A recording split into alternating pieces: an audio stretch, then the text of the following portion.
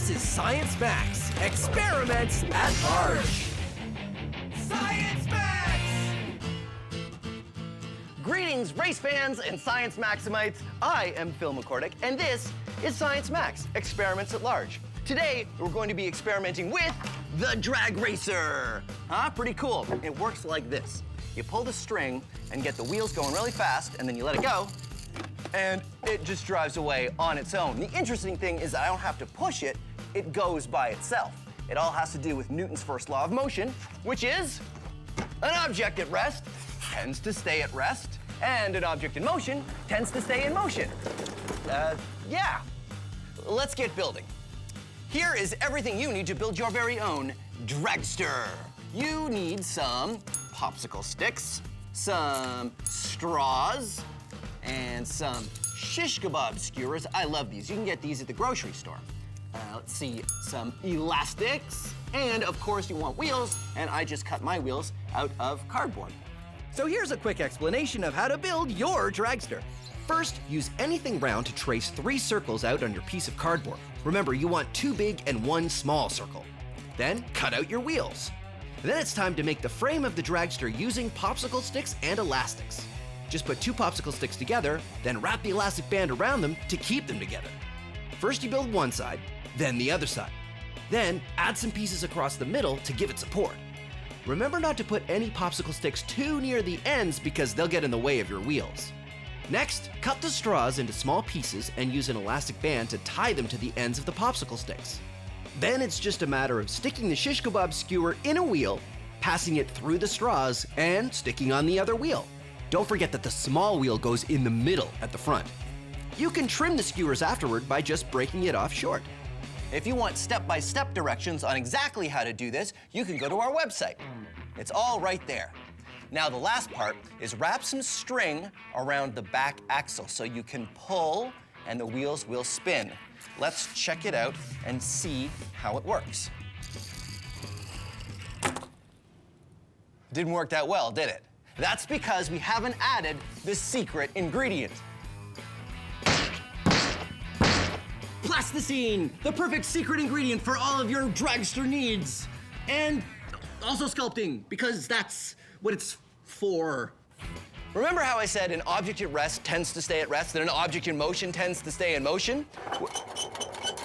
Well, the heavier something is, the more force you need to change its direction, either get it moving or make it stop. That is called inertia. It's the tendency for an object to resist a change in motion, either getting it going or making it stop. So, the heavier we make the wheels of our dragster, the more they will resist a change in motion. So what I've done is I've stretched out my plasticine, and then you roll the wheels of the dragster around in the plasticine, and this will make each wheel way heavier than just the cardboard by itself. And it will make it much better in terms of keeping the dragster going, because if the wheel has more weight, it will have more inertia. Now, I have to wrap the string around the back axle, just like that, and there we go. All right, let's try it out. All right, let's give it a shot and see how it works. Pull on the string, get the wheels going real fast, and there it goes. Now, of course, this is Science Max, experiments at large, and we are going to do it again, and we're going to do it much, much bigger. That's why I'm going to the Center for Skills Development and Training.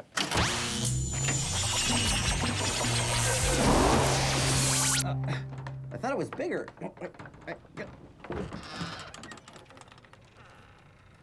Oh, right. Hey, Chris. Hey, Phil. How you doing? Chris is from Logix Academy, and he is going to help me max out our dragster. Now, you guys at Logix Academy go into schools and build all kinds of cool stuff with the students, right? That's absolutely right. This is our dragster over here, actually. And this one has an electric motor, which is kind of fun. And these gears touch. Ooh. Wheels get going. I like that. And... Oh, all right. See, our dragster works on good old human power. You pull the string, and there it goes. Now, you have a physics degree, right? I do. Which means you know Newton's first law of motion. Of course, an object at rest tends to stay at rest. And an object in motion tends to stay in motion. I thought it was gonna come from over there. Come on. All right, Chris, I want to make a dragster big enough that we can ride. Whoa, okay. Well, it's gonna have to be pretty big. Yeah, I think we have enough wood, though, right? Yeah, And looks like oh, look, I've got some wheels. perfect. These are bike tires, and I filled them full of air, so they're bouncy. Check Excellent. it out. Oh, it's okay. So, yeah, we build our frame out of wood, Yeah. attach the tires on, and then find a way to get them spinning. And if the tires are spinning, Yeah. we don't actually have to push the cart because it'll just go on its own? That's the idea. The inertia should carry, in the wheels, should carry us down the track. So in this case, the object in motion is the wheels. That's right. And it wants to stay in motion, which means that when it hits the ground, it'll push the cart. And hopefully us too. And hopefully us too. All right, let's get building. Let's do it. So Chris and I get to work building the dragster. Our maxed out version is gonna look just like the popsicle stick version. A triangular frame with 2 large wheels at the back and a small one at the front. What's more, we're gonna do the same thing to get the wheels spinning. We're gonna attach a rope and give it a pull. When we drop it down, the inertia of the wheels should make the dragster take off. All right, here we have our dragster. This is nice, Chris. Yeah, it looks good. So the only thing I don't understand is what are these for? Right, so these are gonna help us lift the wheels off the ground, like this. Oh, okay. Pull it back, and what's gonna happen is we're gonna run real fast with that string, and we're gonna give it a little kick, and hopefully it'll take off. Ah, all right, I like it. So I just run backwards as fast as I can. Fast as you can. All right, here we go. Ready? Yep, ready? Okay, safety glasses on. And, oh, wait, did you want to sit on it, or? Oh, right. Let's wait until we see it working, and then we can... Okay, dry run. Okay, try one. Ready? Go!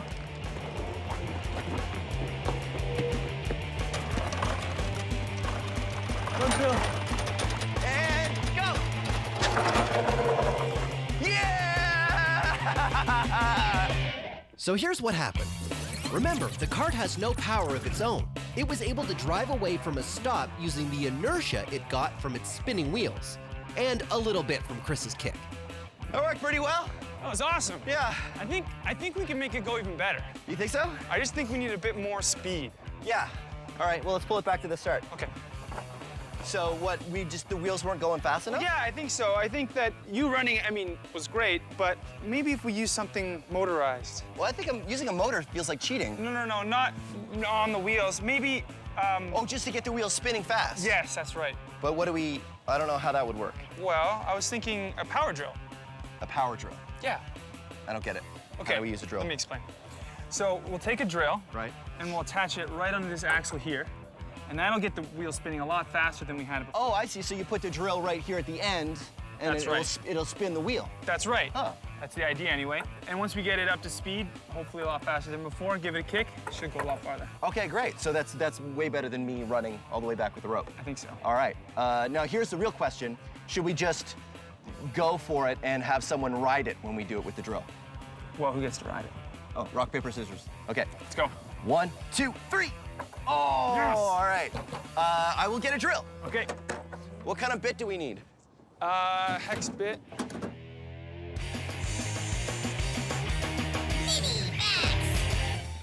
Here's a fun experiment you can try. If you have something heavy, like this glass of water, and you put it on a piece of paper, you can experiment with inertia. If you move the paper slowly, the glass moves with the paper, because the friction between the paper and the glass is enough to overcome the inertia of the glass. But if you move the paper quickly, the friction is not enough to overcome the inertia, and the glass stays put. And now, let's max it out.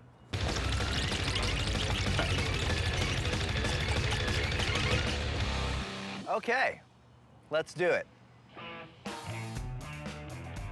All right, now you might be tempted to try this at home, and you can, but please, for me, promise that you'll let an adult know you're about to do this. And don't use breakable plates. Use plastic plates, because this will take a couple times of practicing before you get it right. Put something on the plastic plates, because the heavier they are, the better it will work. All right. Did I mention not to do this at home unless an adult knows you're doing it? I cannot stress that enough. Okay, deal?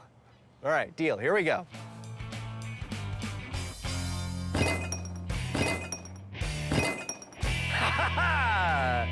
And there you go. Newton's first law. Thank you. Our dragster worked pretty well, but now we're gonna try sitting on it and seeing if the inertia of the wheels is enough to accelerate the dragster and the human rider. Because we're gonna need a lot more inertia, we're gonna make the wheels spin even faster using a drill. All right, power tools! Yeah, power tools! Woo! Yeah!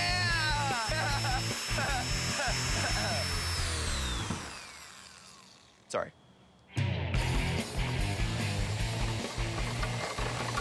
When I attach the drill to the wheel, it works really well. Yeah, that is really gonna work. All right, let's do it for real. So, what do you want? Helmet or blast shield? Blast shield. Blast shield. All right, there you go. You ready? Go. There you go. Whoa, man. Okay. Remember, the faster the wheels are spinning, the more inertia they will have. Ready? Ready. And...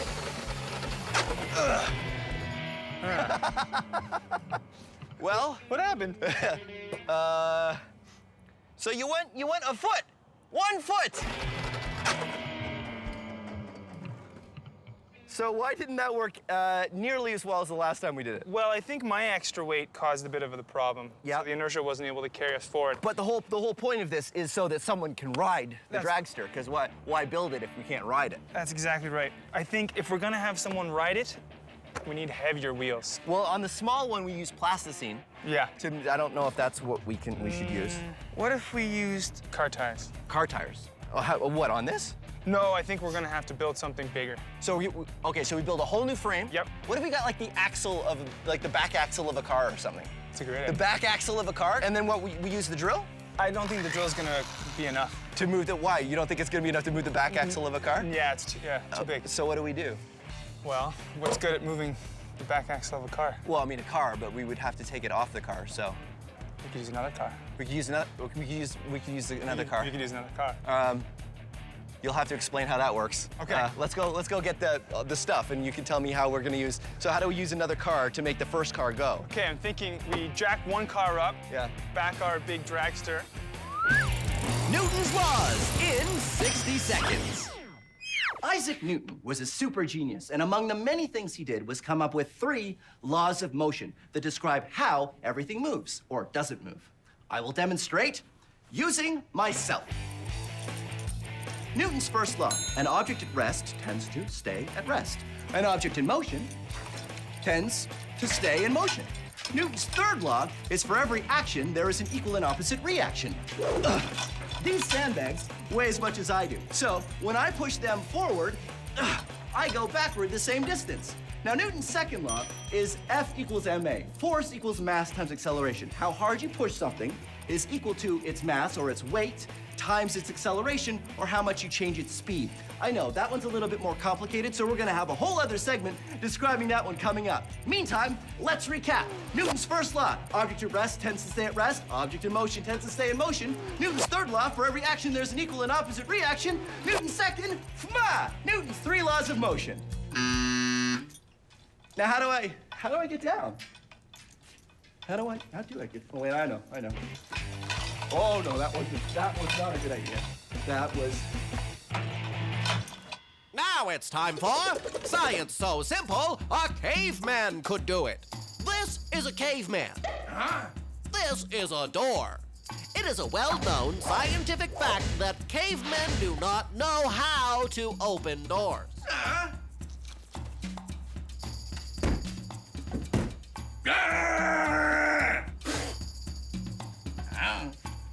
This is Newton's second law. Force equals mass times acceleration.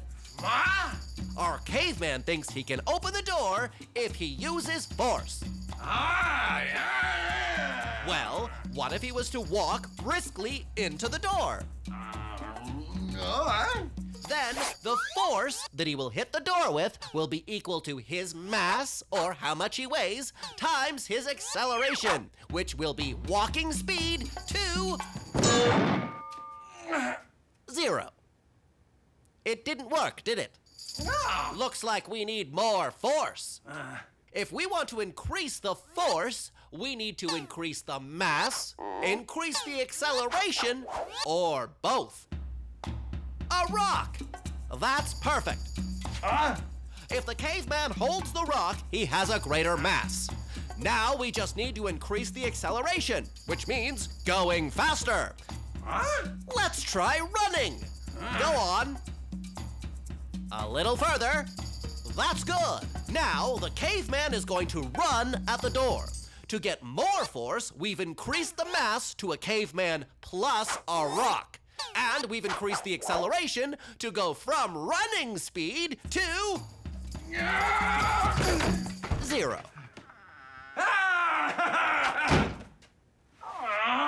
And there you have it. That's how Newton's second law works. Join us next time for how doorknobs work. What?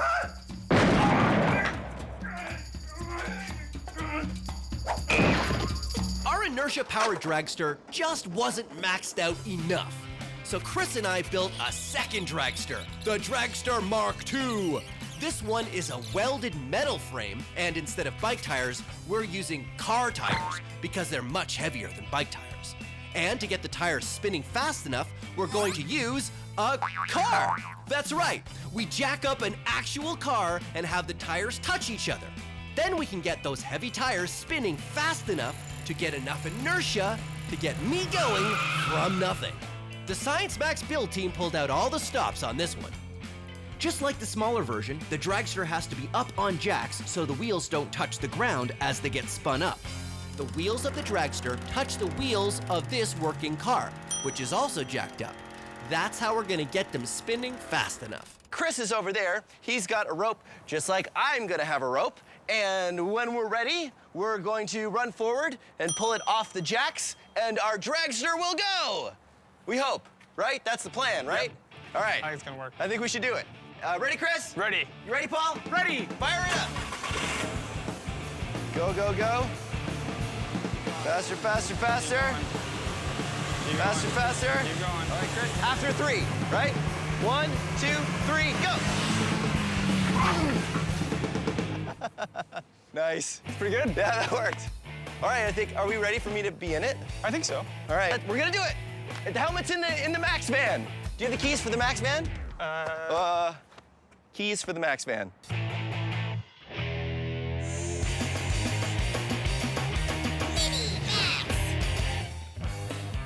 Here's another small experiment you can do with inertia. Take a stack of checkers or game pieces like I have here. Oh, or coins. Coins work really well. And a ruler or something else that's flat. This is the kind of stick they give you at the hardware store to stir your paint with.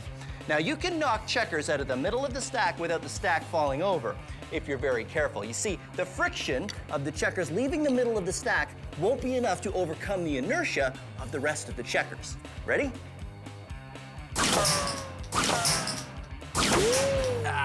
Now, let's max it out. Oh, I have these pizza boxes, and they should work the same way. You see, you get a stack, and don't worry, I've already eaten all the pizza.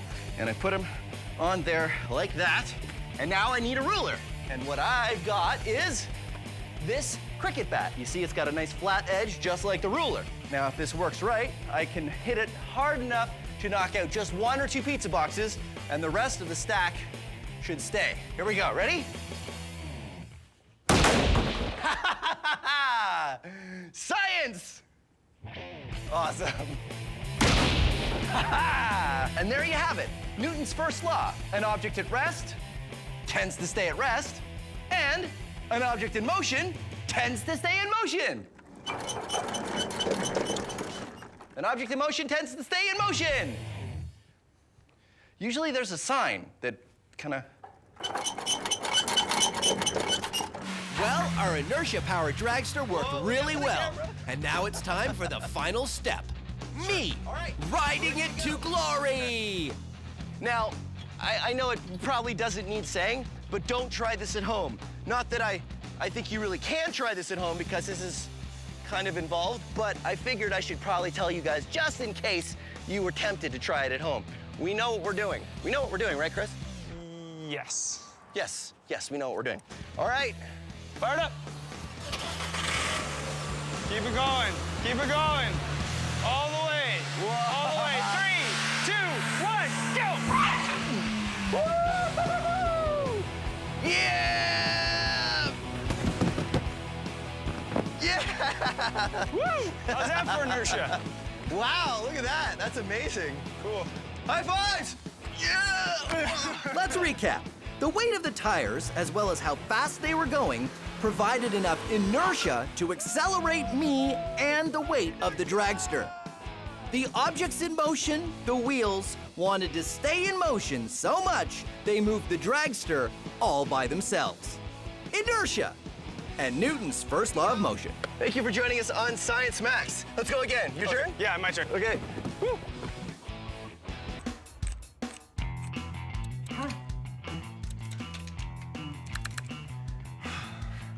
Greetings, Science Maximites. I have a question for you. Have you ever wanted superpowers? Like super strength?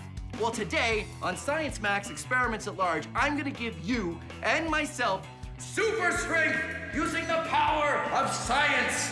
But we're gonna do things a little differently today. You see, well, the portal hasn't been working perfectly since I built it. But I ordered a new particle impulse controller, and all I have to do is get it back to the lab.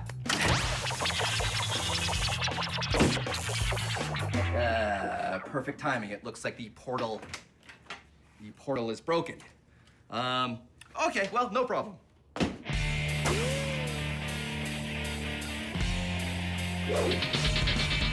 Okay. I'm here. Wow. That's perfect. One particle impulse controller for you. All right, thanks very much. No problem. Appreciate it. Enjoy. Thank you. Well, my very own particle impulse controller, okay.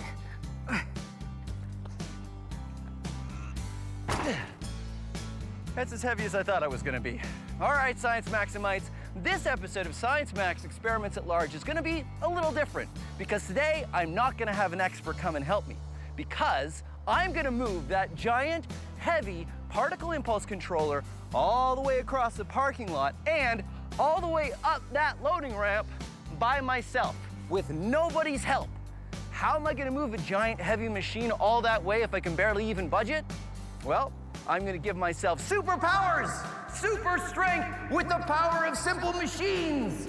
And the first machine we're gonna start with is the lever, which I guess I should go back to the lab to tell you about.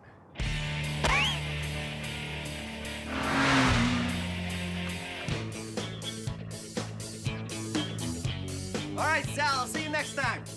Oh, hey, how you doing?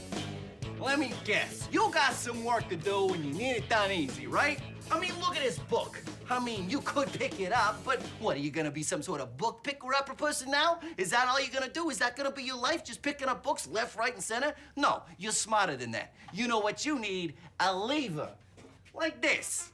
Now, I know what you're thinking. I know you're thinking, hey, this is just a plank. You're right. That's because you're smart. A plank can be a lever. All you need is two sides and a place for it to pivot. A fulcrum. It can be anything. Look at this. Bam! Now it's pivoting. I put the book on this side, and then I push down on that side. I'm doing work easy. Hey, look at me doing this work over here. If I want to do more work, I could move the fulcrum a little bit further over. Now I do lots of work, but I lift the book a lot further. Look at that. Whoa! Wow! Whoa! Yeah! Huh? What do you say? What do you say? Huh? Huh? You don't like this lever? Don't worry. Hold on. I got another one for you here. Hey, take this stick. All you need is two ends and a place for it to pivot. Like this. Bam! Now, it's a lever. This side goes down, that side goes up. Down, up. It's a lever. It's a lever. You want to make a catapult? Use a spoon. The place where the spoon pivots is the fulcrum. And now, it's a lever. It's a lever. It's a lever. Look at this lamp. Now, it's a lever. Scissors, two levers. Your forearm, it's a lever, two ends, and the fulcrum where it pivots, yeah, the fulcrum can be at one end. Crazy. This fish, you guessed it, now it's a lever. And now you know your levers.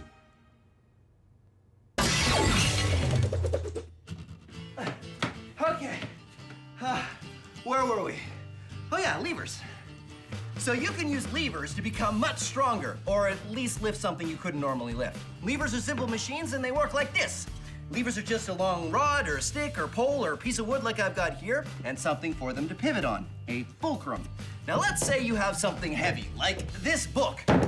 Sure, I can lift it, but what if I told you I can lift this heavy book with this book?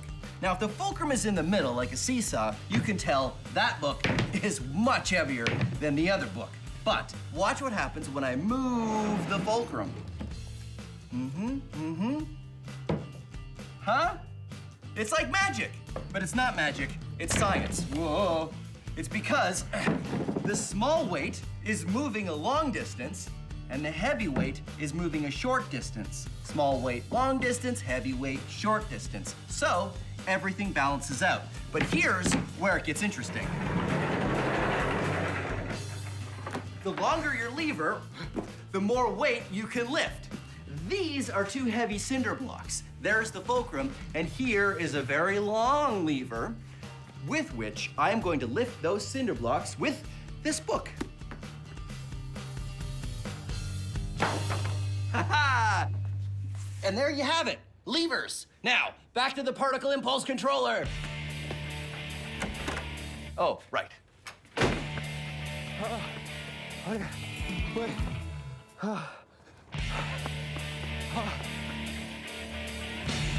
ha ha ha! Lever! Here we go. I got my giant lever. The bigger the lever is, the easier it is to do the work. I need a fulcrum. Just about anything will do for a fulcrum. And put that there. Now the hardest part is getting it on the lever. Okay. All right, hardest part is over. Get the lever up on the fulcrum. And, oh, look at this. No problem, one finger lifting. It suddenly became very easy for me to move this. I guess I need to do more than just lift it though, huh? Because I have to move it all the way. Oh, rollers! Come on, back to the lab.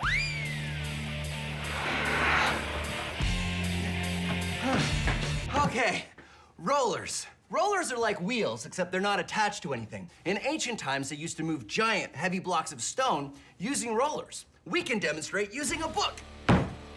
Now get a book, put it on a table, and try to move it across the table. You'll see that it's very difficult. I can't move this book across the table. I can't. Okay, it's not really that hard, but still, it takes effort. But if we get some rollers, I like to use pencil crayons and not pencils, and here's why. Take a closer look. You see, pencils aren't round. They're hexagonal. They have 6 sides, whereas pencil crayons are round. And of course, if you want something to roll, you want something round. So get a bunch of pencil crayons and put them on the table and put the book on the pencil crayons, and you'll see that suddenly moving it is a lot easier. All right, that's rollers. Back I go.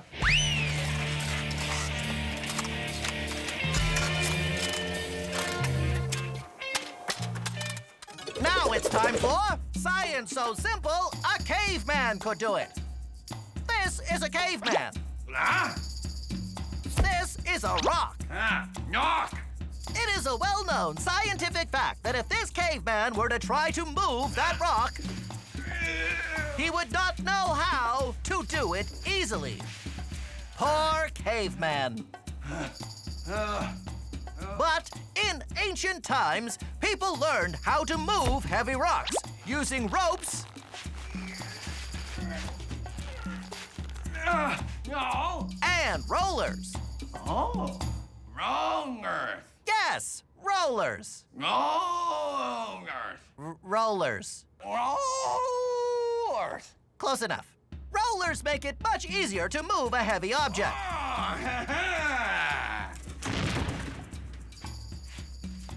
But they aren't perfect. So the wheel was invented. The wheel is a simple machine and one of mankind's greatest inventions. But no, that's not how it works. No? wheels go on axles, which go under a platform. Now you have something to place that heavy rock on to move it around.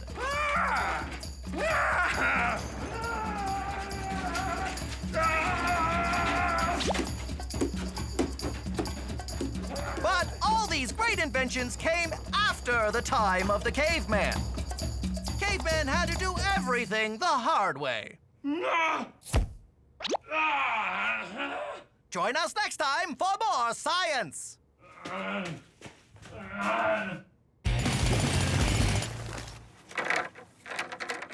Okay, I've got rollers. They're just plastic pipes, but they'll work perfectly. I put them here. And now to lift up the machine. Okay.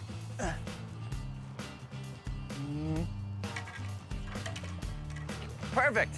And so the rollers go underneath like that. And then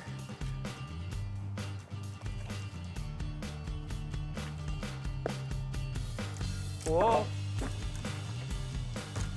Whoa, careful. Uh-huh. Look at that. No problem. Wait, I gotta get rid of this to get it moving.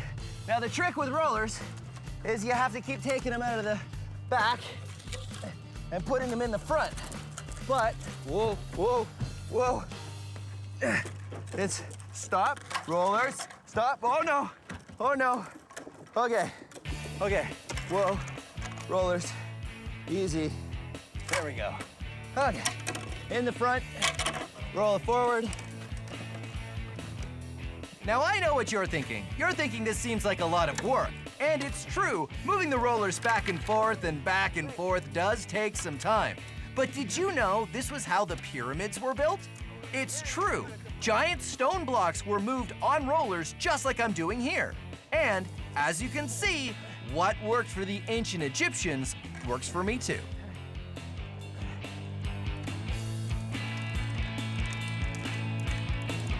Uh-oh.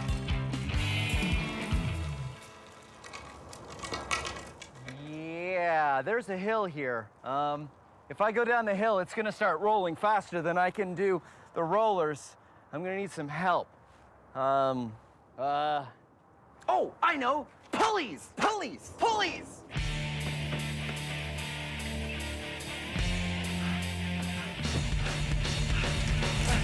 Okay, pulleys. Pulleys are a great way to change the direction of force. I've got a rope going through this pulley and down to a book, so when I pull the rope down, the book goes up. Changing the direction of force can be very helpful, but pulleys can be helpful in another way. Pulleys can let you lift something that you couldn't normally lift. Now the rope goes up and down and up and down and up and down. And the force I need to lift this cinder block is a lot less than if I was just lifting it by myself. But I've got to pull a lot more rope. That's called mechanical advantage.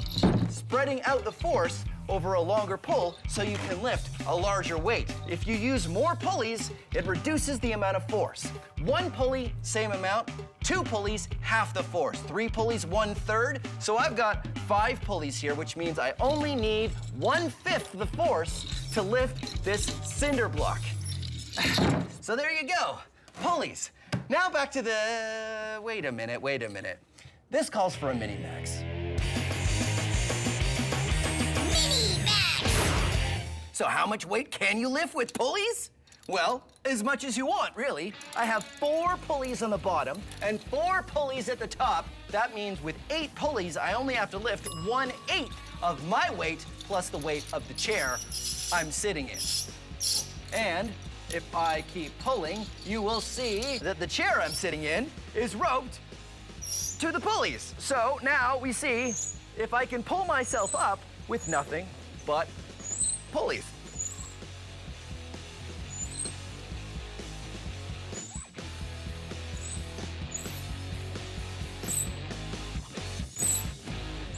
Look at that! I'm totally lifting myself into the air with the power of pulleys. And I don't need to use 2 hands. In fact, I only need to use 1 finger to hold myself up. And my thumb, obviously, to hold the rope.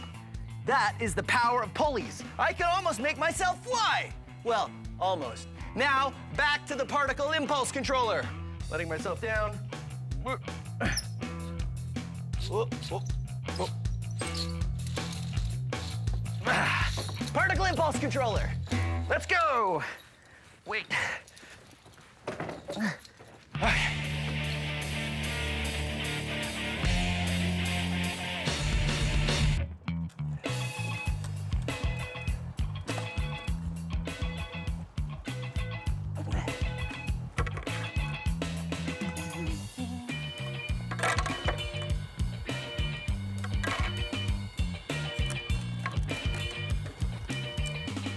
All right, I've been able to use this pulley to lower it down the hill at the speed I want to go.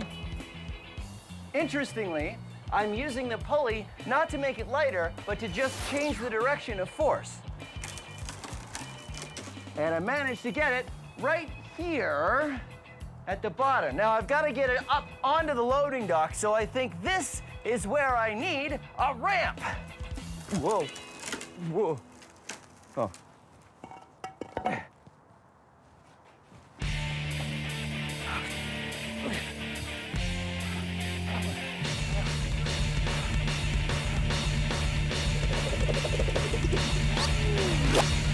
Here is something mind-bending you can do with pulleys. These buckets are attached to the table through a pulley. There's nothing holding this table up except for the weight of the buckets pushing down on the table. So if I took the buckets off the table, the weight of the buckets pulls the table up. But because the buckets are on the table, everything is in balance. Mind-bending, right? Okay, wait, it gets better. If I took a weight and I put it on the table, the weight of the buckets isn't enough to keep the table up. So I have to add more weight to the buckets so the buckets pull the table up. Whoa. And there you have it. It's weird, it's mind-bending, it's science.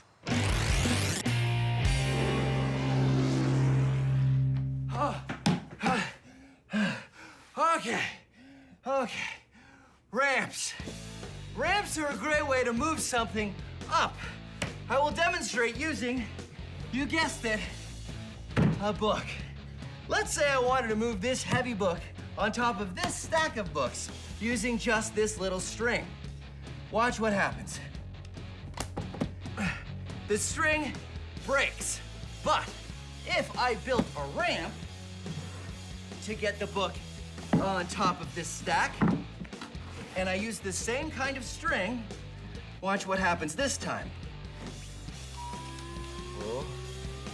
You see, the ramp distributes the force, so you use less force to pull the book over the same amount of distance, and I can get it up to the top of the stack of books, and the string doesn't break. So ramps, let's put them into action. Woo.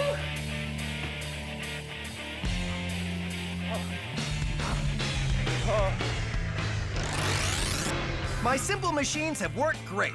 I've managed to get the particle impulse controller all the way to the loading dock. But now it's time for the hardest job.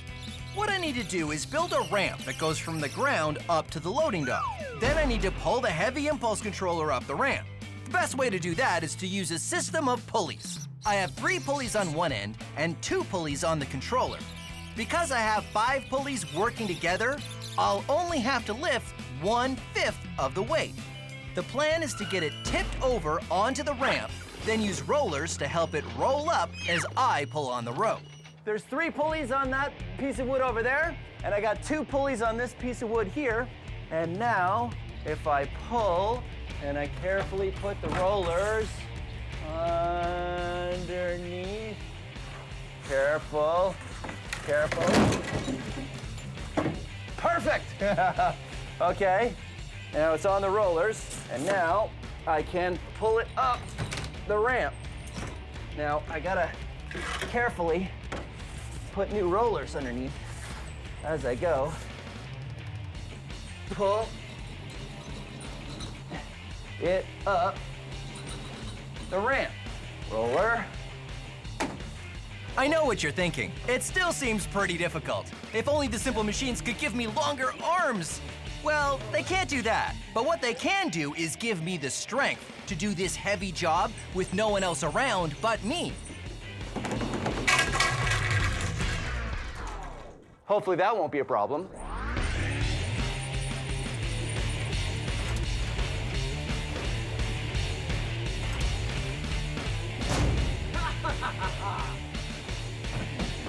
There we go. I did it. All the way across the parking lot and up onto the loading dock with the help of levers, rollers, ramps, and pulleys. The hard part's done. Now I just have to get it into the lab.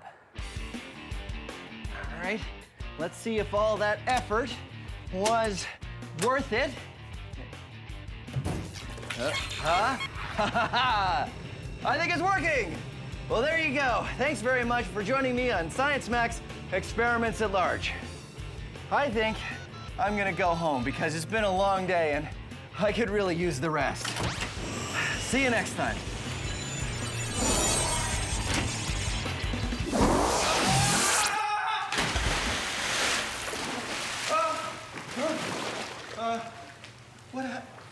Wait, I hit 3, 4, 1, 2. I should have hit 3, 4, 2, 1. Yeah, that's okay. I'll just go back and, Hey, welcome to Science Max Experiments at Large. I'm Phil McCordick, and hold on a second, I'm just gonna change. Okay, that's better. Now, where were we? All right, let's go make a boat. So you know that some things float and some things sink, like rocks, or wood, or full water bottles and empty water bottles, or carrots, foam, waffles, screwdriver, playing cards, plasticine, tinfoil, potato, my watch. Wait, that wasn't supposed to go in there. So how do you make a boat? You make it out of something that floats, right? Well, most boats are actually made out of metal. Tinfoil is metal and, well, it sinks. But if you fold tinfoil into a boat shape, it floats. And boats don't only float themselves, but they can hold people and cargo. In fact, there's container ships crossing the ocean at this very moment that are holding thousands of tons of cargo, and they're all made of metal, which doesn't float, it sinks. So how do boats do it? Are they magic? No, of course not. Boats are science. And here, you can be science maximites. Get some tinfoil and cut it into the same size pieces and fold a couple different shapes of boats and see which one can hold the most weight before sinking. And now it's time to max it out. But before we do, here's how you can fold your own tinfoil boat in less than 15 seconds. First, take a square piece of tinfoil, then fold it in half. Fold one corner down and the other corner down. Then open it up and ta-da, you're done. If you want instructions on how to fold a more complicated boat, go to our website. I have a feeling I'm gonna need a few extra lab coats for this experiment. Like I was saying, let's max out the tinfoil boat and find out a little bit more about why boats float.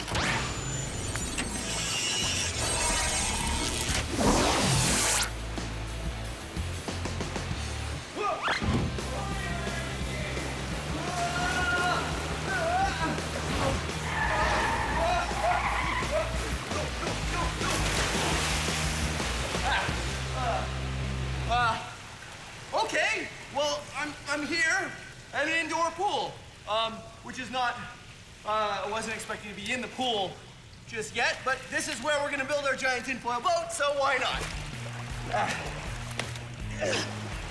Who's Nia? Phil, you're wet. I thought I was gonna come in over there, but I came in on the water sled. I think I had the coordinates wrong. Anyway, this is Husnia, and she's from Let's Talk Science, which is all about science education, right? Yes. Just like us. So you're gonna help me max out the tinfoil boat. I think I dropped it in the water. Hold on.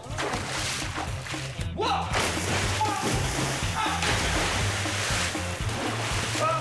Here, where? Here it is. The tinfoil boat.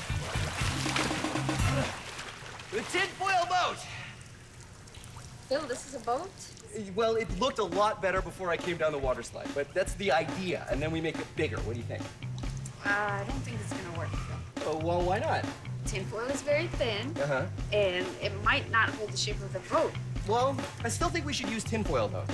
Why? Well, because the small experiment was tinfoil, and I bought all of this tinfoil. Then let's do it. Tinfoil? Tinfoil? Okay, high five. I'll take the tinfoil, and you take that, and I'm gonna have to dry off at some point. Welcome to Shipbuilding for Pirates. I'm Swubby, and I've built some of the finest pirate ships for some of the finest pirates this side of the Caribbean. And I can teach you to do the same. But first, you need to know your basics. Mass and volume. Let's start with volume! But not that kind of volume. Which of these two chests do you think has more volume? Right, this one here. Which of these two balloons do you think has more volume? Right, this one here. Volume is how much space something takes up. Which of these two chests has more volume? That's right, they're the same. But which of these two chests has more mass? Which is heavier? Hard to tell, isn't it? But what if I told you that this one was empty and this one was full of treasure? Oh, loonies. Now, which one has more mass? That's right, this one. These two chests have the same volume, but this one has more mass. This chest has more volume than that one, but this one... My loonies! That chest does not have as much mass.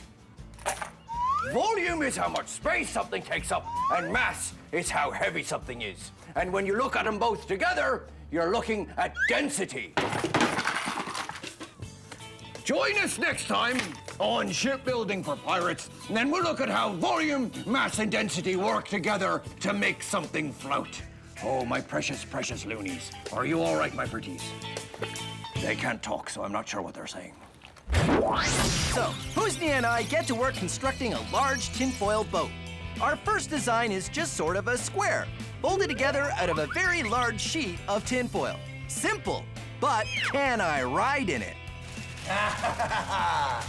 There we go. A giant tinfoil boat, just my size. Woo-hoo-hoo-hoo! I don't know if it's gonna work. It's too thin. You think it's too thin? I feel like yes. What should we do? Do you want to test it? Let's test it. Okay, good idea. So here's the most important question. Do you want to test it or should I test it? No, you test it. All right, here we go. Putting it in. First test, does it float on its own? Yeah! Floats on its own, no problem. If I just get in very carefully, then it will work fine. See, if I'm careful about how I get in, no, it's fine. See, if I just get in like that. Oh my... Phil, are you okay? Wait a minute. It's sort of, no, that's just air. You know what went wrong? It wasn't boat shaped. I think if we make it look more like a canoe, because canoes float, if we make it look like a canoe, it'll work great. No, Phil. We need some support. If we add a couple of structures in between, then we add support to it. I'll tell you what, let's make a boat like I want to make and a boat like you want to make, and we'll see whose is the best. That's a good idea. Okay, let's do that. All right, let's do it. Welcome back to Shipbuilding for Pirates. I'm Swubby, and now we know what volume means, what mass means, and that together it can tell you something's density. Now let's find out why things float. Let's say we're out to sea and my treasure chest gets swept overboard. Oh no! But it's all right.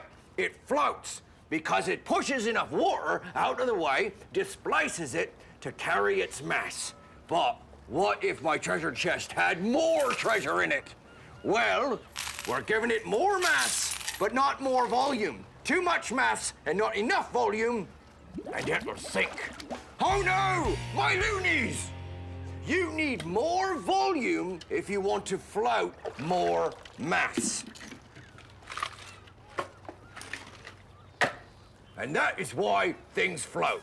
I'm Swabby, and thanks for joining me on Shipbuilding for Pirates. So, the first version of the tinfoil boat didn't work out too well. Like that. But my idea is to build a tinfoil boat more like a canoe to see if a different shape makes any difference. Tinfoil canoe! Very Canadian. Very Canadian. The canoe part, anyway. I don't know about the tinfoil part. So, Husni and I had a bit of a disagreement of why the last boat didn't work. I thought it was because it wasn't shaped enough like a boat, so this one looks like a canoe. What I thought is that it requires some structure. Structure so that it wouldn't fold together. That's right. And we'll see how it goes. All right. All right, here we go.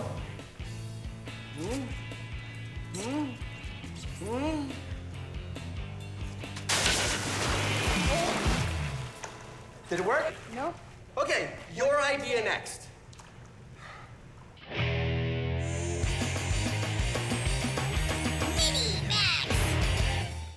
Did you know it's easier to float in salt water, like in the ocean, than it is in fresh water, like a lake or a pool? That's because not all liquids are created equal. They have different densities. This is fresh water, or it doesn't have anything in it. And this is sugar. If I was to put 1 scoop of sugar in this water and stir it around until it dissolves, now this liquid is more dense than before I put the sugar in. Here's an experiment you can do at home using liquid density. This glass just has regular water with yellow food coloring in it. This glass, green food coloring and half a cup of sugar in it. This one has a full cup of sugar in it, and this one has 2 cups of sugar in it. Now, when you do this at home, you'll definitely want an adult to help you because you have to heat the water if you want to dissolve that much sugar in 1 glass of water. I'm gonna put them all in 1 container. You can do this at home, and when you do, I suggest you use a very small container because you have to be very careful when you put the layers in. You can use a turkey baster or a straw. When you put your finger on top, the air pressure will hold the liquid in and you can just drop it in. But these kind of take some time, so I'm going to use the syringe of science. I'm gonna use the most dense liquid first because that's the one that's gonna want to be on the bottom. I carefully put it on the bottom of the container. The next layer, be very careful. And you'll see that the red and the blue aren't mixing because they have different densities. The blue is heavier than the red. We'll add the green, and you can see even when it drips into the red, it comes back up to the top because the green liquid isn't as dense as the red liquid, and the denser liquids push the lighter liquid up. And now we're gonna add the yellow, which of course has no sugar in it at all. And there you go. All the layers stay separate. If you put it on a light, you can really see it. Liquid densities. Now, let's max it out. Ta-da! The longest length of liquid layers.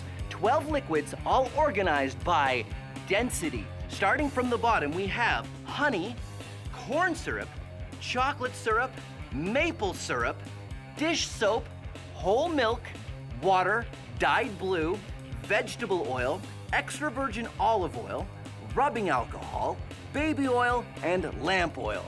Liquid density. I really want to mix it up, but it took me a long time to make this, so I'm not going to. Our first 2 attempts at the tinfoil boat haven't gone so well. Husnia's idea is to make a tinfoil boat and add some more structure, because the tinfoil just wants to collapse when I get in it.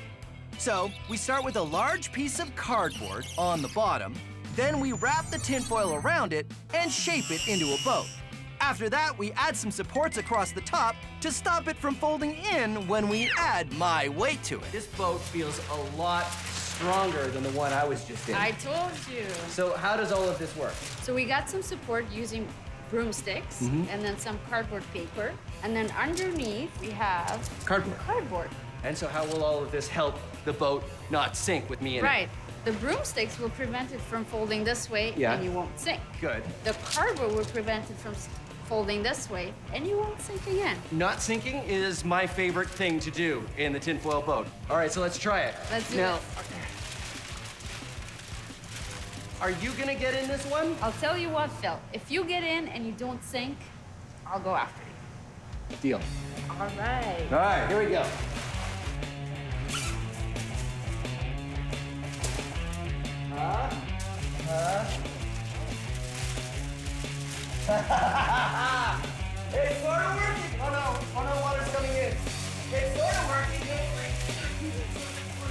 almost working. Wow.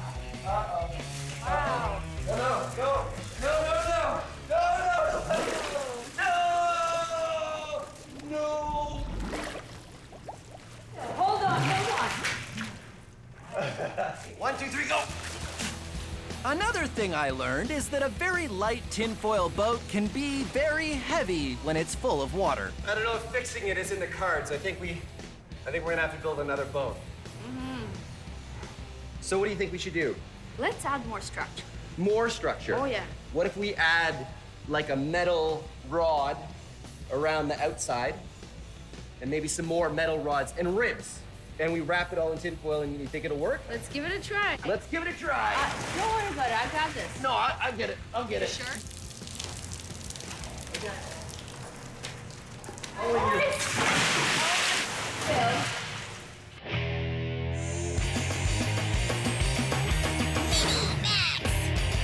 Who wants to do an experiment with diapers? Oh! No, I'm serious. You may have a little brother or sister at home, which means you probably know where you can find some diapers. But there are 2 things you need to remember. First, ask an adult if you can use the diapers for your experiment. And 2, only use unused diapers, okay? Okay. So, you take the diaper, and if you cut it, be very careful, maybe get an adult to help you, over some black construction paper, like I have here, and you shake the diaper over the construction paper, you'll see that there's a little powder that comes out. And this is the secret ingredient. This is super absorbent gel. And what it does is it soaks up all the liquid, and diapers are full of them. And you carefully pour it into a plastic cup, like that. Now you can see I have already done it with a number of diapers. It's important to use a plastic cup because it's a little messy, although it's non-toxic, it's totally safe, but it's still easier to clean up by just throwing the cup away.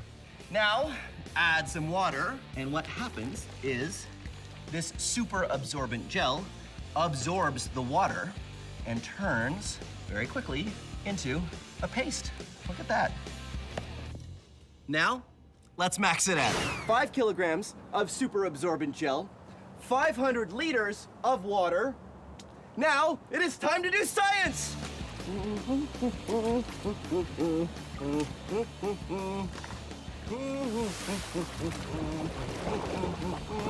And I have my own stir stick.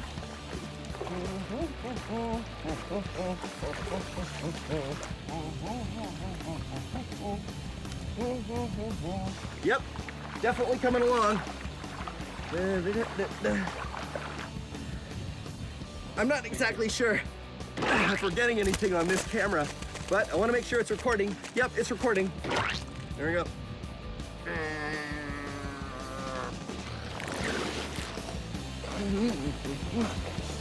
It is definitely turning solid. Well, there you go. The giant super absorbent gel experiment.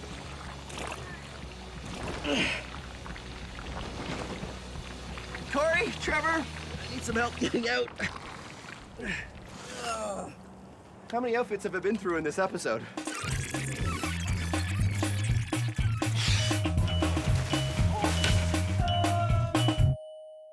How many outfits have I been through in this episode? Anybody have a towel? There you go. Thanks, buddy. That's great. Husnia's idea of adding structure to the tinfoil boat was definitely right. We just needed to go further. So we did it again. This time, we made a much larger boat.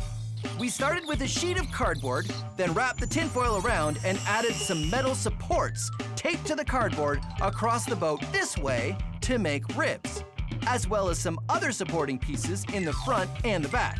Then another metal rod all the way around the top, and finally, supports across the middle. All right, feel how strong it is. I'm really excited about this version of the tinfoil boat. What we did is we used thwarts, big hard pieces of wood that we did last time, but this time we have ribs. Ribs, right, which are made of a cardboard, a metal rod attached to it, and shaped, and we did a whole bunch of them that go the whole length of the boat. And then we used all of this bendable metal, and we have one that runs all the way around the gunnels and a whole bunch that run down the inside, and we even use bike fenders at the front and the back of the boat to give it super rigidity so that it hopefully won't go like all the other boats have done so far. Are you ready, Husnia? Let's do this. 1, 2, 3, lift. All right, let me get over.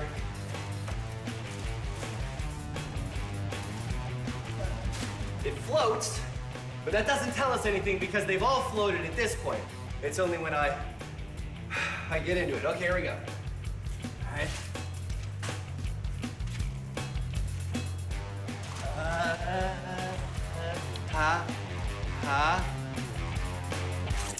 Hey!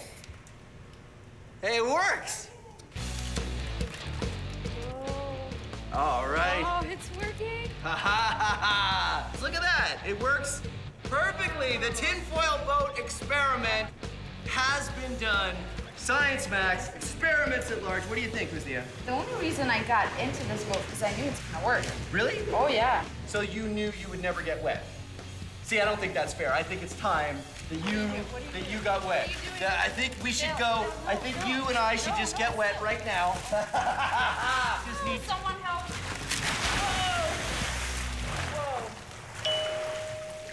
You're still dry, aren't you? Okay. That is so unfair. Greetings, Science Maximites. Welcome to Science Max Experiments at Large. My name is Phil, and today on Science Max, we're going to be looking at gravity. What goes up must come down. Today, gravity is the force that makes things fall towards the ground. But just because it's a force of nature doesn't mean that we have to listen to it. No! Today on Science Max, Experiments at Large, we're going to use everything in the power of science to defy gravity. Ha! We are going to be making a hoop glider. Now, hoop gliders may not look like much, but they fly just like paper airplanes. Woohoo! And here's how you can make a hoop glider. Here's how you can make a hoop glider all your own. This is what you need. Index cards, scissors, straw, ruler, pencil, and of course, science tape, which is just like regular tape, except you use this kind of tape for science. So, here's how you do it. Take your index card and cut it into 3 equal lengths. Take 2 strips, and you take your science tape, and you tape those 2 strips, and make a hoop out of it. And with the small strip, you want to make another hoop. Now, what you want to do is take your straw. Now, this straw has a little scoop at the end, and that's not very aerodynamic, so we're going to get rid of that. Ooh, maybe it was kind of aerodynamic. All right, now that we've got the straw, you have to align the hoop and the straw together. So here's what I like to do. Take some science tape and stick it on the straw, and then align it so that it's perfectly straight, and then stick it on. Looks straight to me, all right? The small hoop also has to be perfectly aligned with the first hoop. So again, put the tape on the straw first, then align them up, and then start looking down through it, make sure it's aligned. There. Once you have it all taped together, you're done your hoop glider. And it flies just like a paper airplane. Pew! Awesome. So that's what we're gonna do today. We're gonna, oh yeah, I gotta clean that up. We're going to max out the hoop glider. I'm gonna go meet Sonia at the Ontario Science Center, and we are going to max out the hoop glider into a giant version. We'll probably have to change the materials we use because, I don't think we can get a straw that big or cardboard, but still, we can figure it out. All right, here I go. Aha!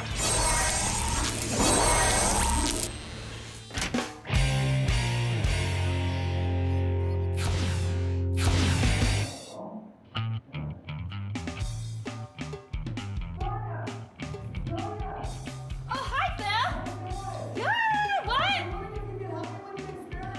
Pardon? You want me to help you with an experiment? Okay. All right.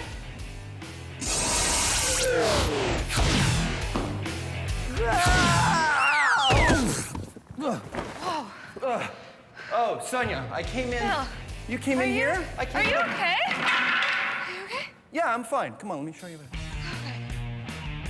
This is what I would like to max out. It was in my pocket when I fell, so What is that? It's a hoop glider. It was a hoop glider. So how do we max this out? First, we're gonna need a larger tube. To large replace tube. the straw, yeah. Exactly, and we're gonna need 2 hoops. So we need something that's flexible that will convert into a hoop. Okay, that's great. So why don't we get started? Sounds good. All right, high fives.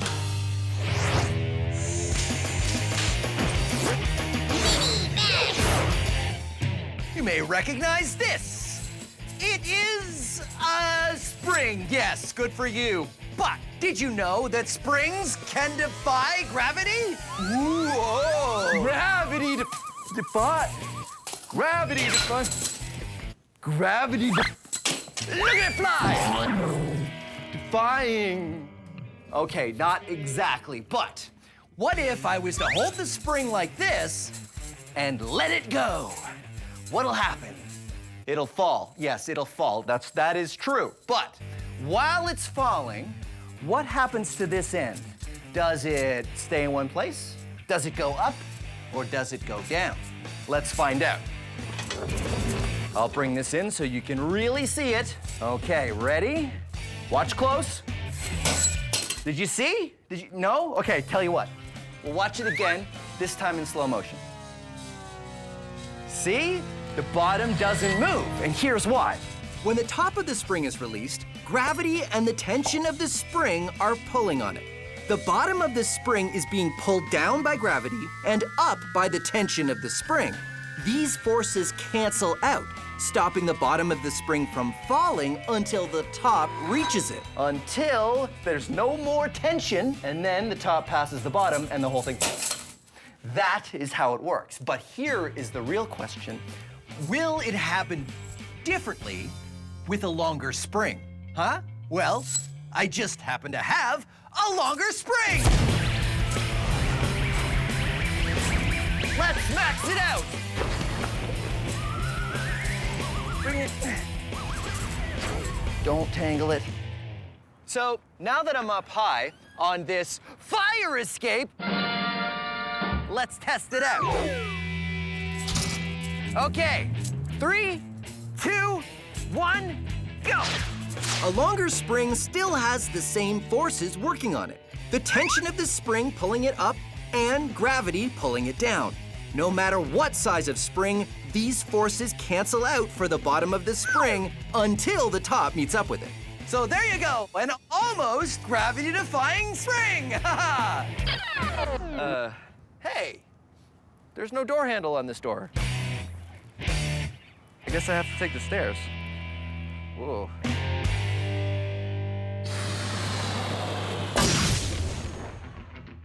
Sonia and I are maxing out the hoop glider out of bigger and better materials. This is the largest tube I have, right? A giant ABS pipe and some bendable metal to make into hoops. Then we attach them all together and... Okay, big hoop is done. And little hoop is also done. Awesome. Not bad. Not bad at all. Super solid. And that's the thing. We have pretty heavy material, so it might not fly as well as we'd like. But something heavy can always be good, right? Oh no. That's what I'm talking about. See how solid it is? It's pretty No solid. damage whatsoever. You want to test it? I think we should. Okay. I'm excited. We take our plastic and metal hoop glider outside to test it, and... Ready? Ready? 1, 2, 3! Huh. It didn't really fly, did it? Sonia and I made a very solid design, but the problem with it became pretty obvious. Yeah. It's just too heavy. Well, that's what science is. Back to the drawing board.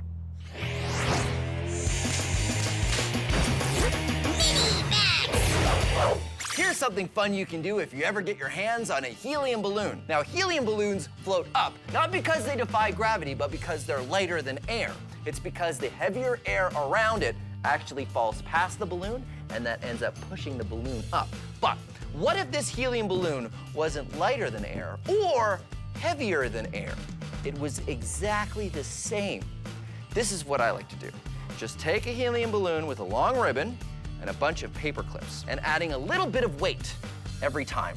And what we want to do is make this balloon neutrally buoyant. That means it won't go up or down, but it will be neutral. You want to check it every once in a while. Let's see, 3 paper clips is clearly not enough. 5 paper clips is, ooh, 5 paper clips is pretty close. It still might float down, so you want to take off just a little bit of weight, maybe about there. Watch this. You just take the balloon and you put it somewhere and it stays. It stays put. It doesn't go up. It doesn't go down. It's attached to nothing. Now, let's max it out. Huh. I had a big balloon and it had a, oh, there. A giant balloon. And look, it's a great paper towel delivery device. Say, did you want some paper towel? Here you go. Science. Yeah, don't worry about Ramona. Just put them up high. Put them up, yeah, higher. Good. Hey. Gravity. Gravity. Gravity makes things fall. But where do they fall? They fall down. Oh. Towards the center of the Earth. Gravity. It fell, didn't it? So, the Earth causes gravity, right? Well, yes. Gravity. Oh, come on. Everything that has mass has gravity. Gravity. But the Earth has so much mass that the gravity produced by everything else is like nothing. I mean, forget about it. But let's say I was in space with this chicken. I would have gravity, and I could exert a gravitational force on this chicken. And if I get my angles right, I might be able to get the chicken to orbit me, like a moon. Behold, my chicken moon, huh? Gravity. But let's get serious. What causes gravity? We don't know. What we do know is that without gravity, there would be no universe as we know it. No you, no me, no chicken moon. I'd miss my chicken moon. Chicken moon, you what? Gravity. Like it or not, the universe wouldn't exist without it. You like the sign? I'll give you a good deal. Half off.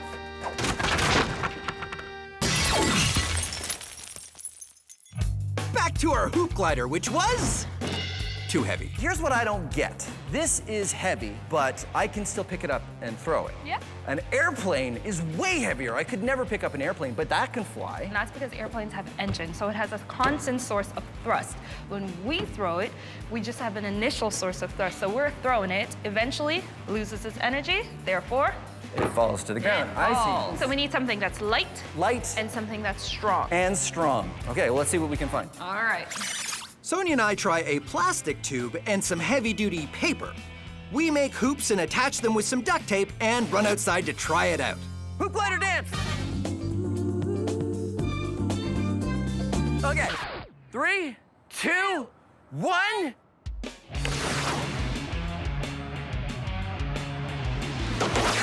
That's pretty good. That was Pretty amazing. good. Let's try that again. Here we go. I throw the hoop glider, and although it doesn't keep flying forever, it goes much further than our first version, and also further than I could have just thrown the pipe by itself. Pretty good. So we've done a good job of making something that flies. Why don't we make a couple different kinds out of different materials, and we'll see if we can get one that flies even better than this. I think that's a good idea. Yeah, okay, let's do it. Sonia and I have created a pretty good maxed out hoop glider, but we wanted to see if different materials would make an even better one. Sonia made a much lighter version, This time I used cardboard. and I made this. made a slightly heavier one. Let's do it. Okay, 3, 2, 1, go! Not bad. My turn. Here we go. Okay.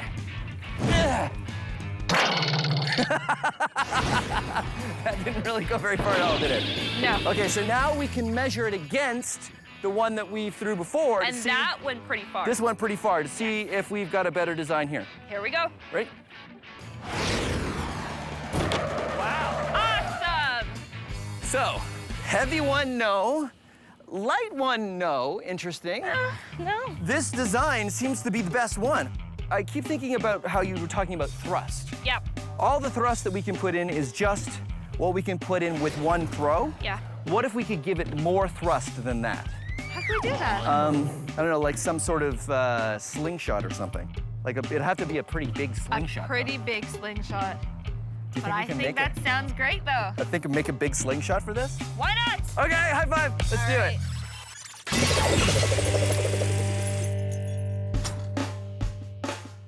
This is an egg. Eggs do not like to be dropped. Oh, fortunately, we can use the power of science to design something that'll keep the egg safe as it falls. Behold, my egg drop contraptions. The thing I really like about this experiment is there's no wrong way to do this. You can come up with any design you want and see if it works. This one here is a bunch of helium balloons. This structure is just to keep the helium balloons on so the egg can touch down very gently. Here it goes. Whoa. and the egg is unharmed, miraculously sound. That one worked really well. Success. This is a giant helium balloon that I think will work pretty much the same way because I think this balloon will drop just slowly enough that the egg can actually just touch and nothing will happen.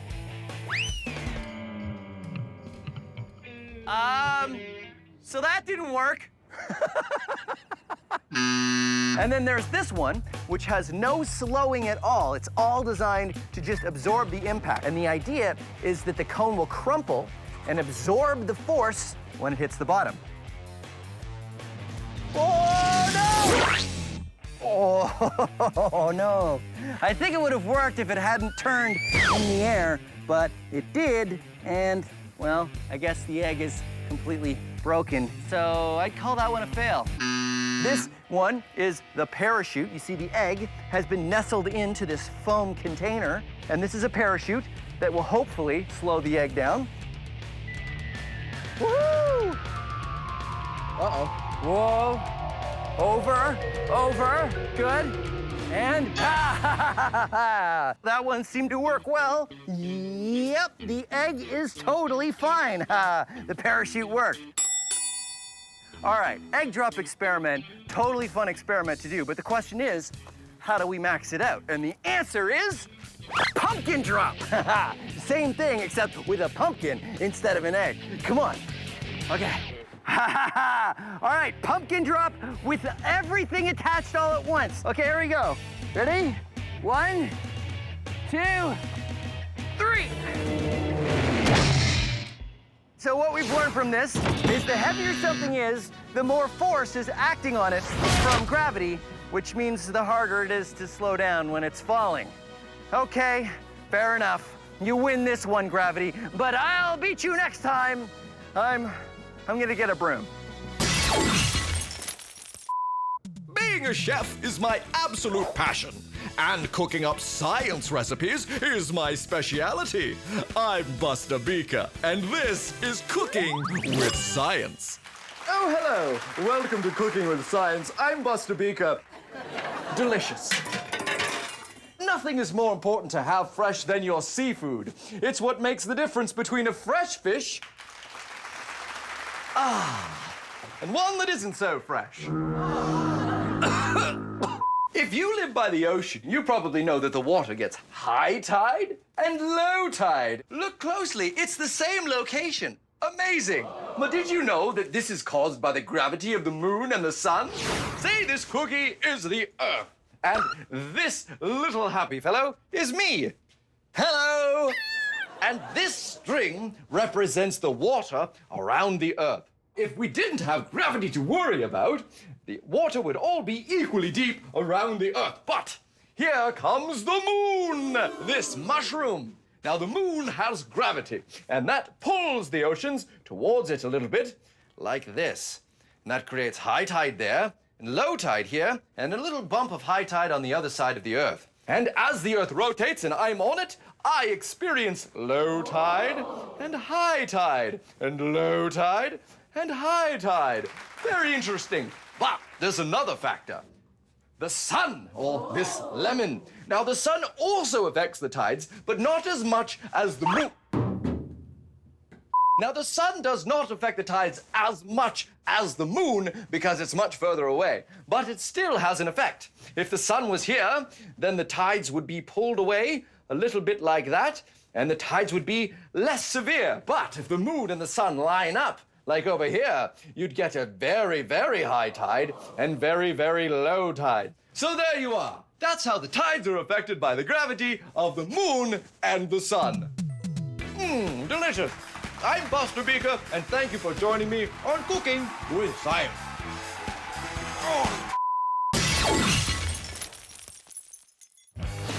Our maxed out hoop glider was working pretty well, That was Pretty amazing. good. Here we go. but we could only give it so much thrust by throwing it. So we came up with the perfect Science Max solution. Our giant slingshot! We pull the bungee cord back and hook it onto our hoop glider. I am ready to fire. Count me down. 3, 2, launch it! Very nice! Our slingshot is amazing.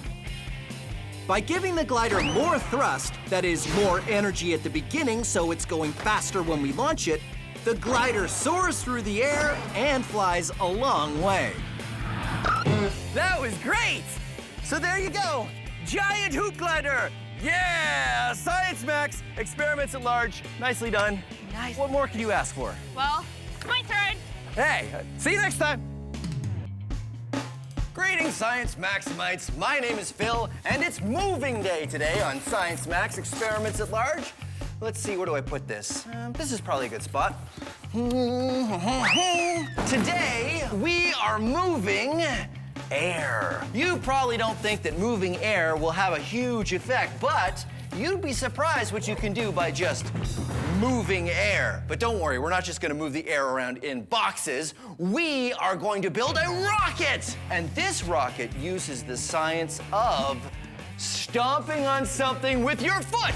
This is a stomp rocket, and it works by stomping on this plastic bottle, and air shoots through this tube and pushes the rocket up into the sky.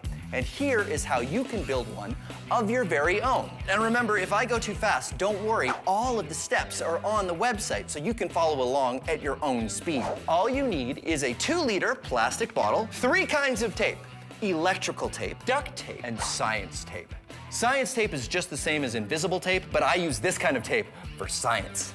Then you want some plumber's tubing and some construction paper to make your actual rocket. First, you want to take your plumber's tubing and cut it into 3 lengths. And when I say you, I mean an adult, because you need to use a saw.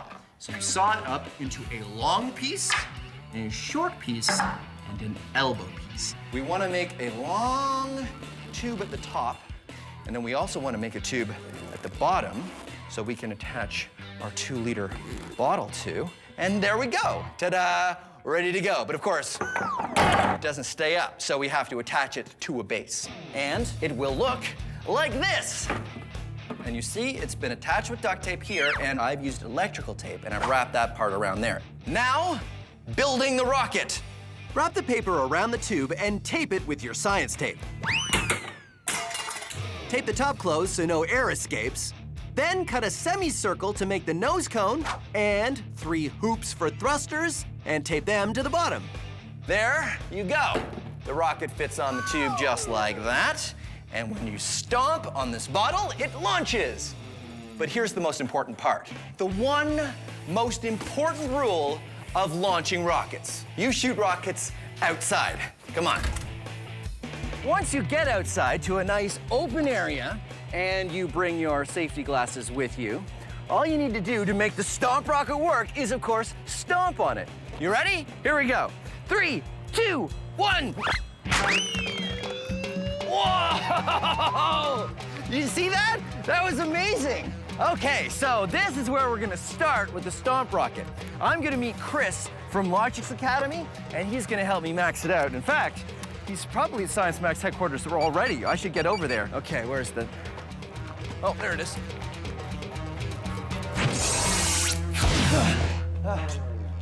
Okay. How you doing? It's good to see you. You too. Chris is from Logic's Academy, and you guys do in-class robotics workshops, right? That's right, we do. Great. Well, I was hoping I could get your expertise to help me max out the stomp rocket. Yeah, Logix makes one of these. I totally think I can help you with that. Fantastic. So it works great. I just want to make it bigger, better, more maxed out. First off, we can start by making this pipe a little bit bigger. So a larger pipe, more airflow, bigger launch. Okay, let's do it. Cool. Moving air isn't that hard, right? I mean, air is super light. How hard can it be to move? Well, here's an experiment you can do that lets you measure how hard it is to move air. So what I'm gonna do is I'm gonna hit the ruler with the broom.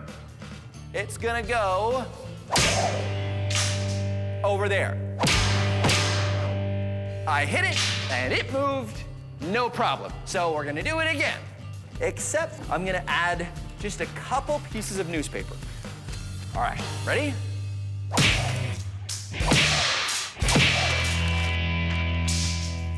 Aha, the ruler broke, because this time I wasn't just moving the ruler, I wasn't just moving the ruler and the newspaper, I had to move the ruler, the newspaper, and all of the air that was on top of the newspaper. And that resistance was enough to break the ruler. Pretty good experiment, right? Let's max it out. I've got more table space, I've got a piece of lumber, and instead of a newspaper, I have a tarp. Now the tarp is very light. It is not the weight of the tarp that is going to be the difference. It is how much air I need to move when I hit this piece of lumber. And I've got a Science Max hammer. So first of all, you're not gonna try this at home, right? Deal? Okay, deal. No trying this at home. Okay, here we go. Moving air, test 2.0. It broke, and it didn't even move. Did you see that? I wonder if we can max this out even more. 2x4, which is much bigger than the piece of wood we used last time, and a sledgehammer. Here we go, moving air experiment 3.0.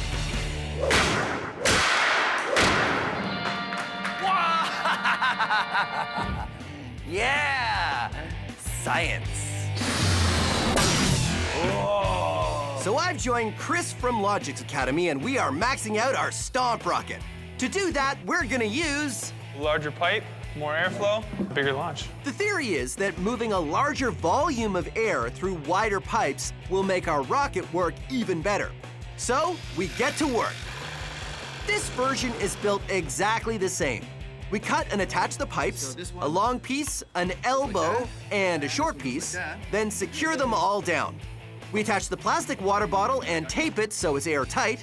And then the only thing to do is make a new rocket that fits over the larger pipe. Ready to try it? I'm ready to try it. All right, let's do it. Let's go. 1, 2, 3, go!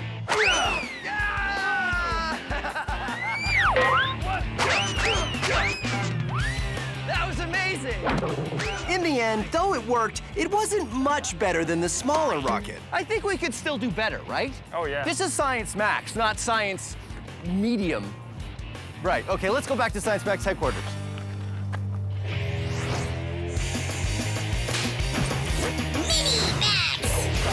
Vacuum sealing. That's what you call it when you take all of the air out of something, often a bag, to seal in the freshness of food. I will demonstrate using this Science Max banana. 100% banana, but with added science. Not all bananas contain science.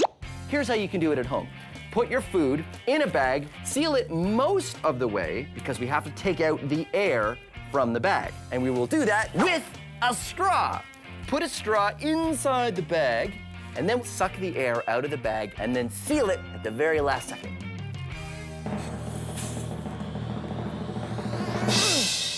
There, a vacuum sealed banana. Now I know it's kind of hard to see that it's been vacuum sealed because bananas don't really crush much when you take the air out. So I like to use stuff that has a lot of air in it to begin with. In fact, there are special bags that are specifically for vacuum sealing that are supposed to store big and bulky items that have a lot of air in them, like this pillow. See this nozzle right here? It's designed to be used with a vacuum. So, what you do is you put the vacuum on this nozzle, open it up, and then you turn the vacuum on. Oh. The vacuum is sucking all the air out of the bag, just like we did with the banana.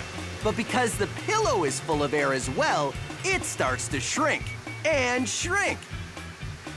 Then you pull off the vacuum and you tie the seal off, and, all right. And ta-da! A vacuum sealed pillow. Okay, let's max it out. What could possibly be more maxed out than a vacuum sealed pillow? Vacuum sealed fill. Okay, I put plastic bags against the door and then sealed the edges with duct tape. And of course, I didn't put any plastic over my head because you never put your head in a plastic bag, right? Well, let's see if vacuum sealed fill, it works.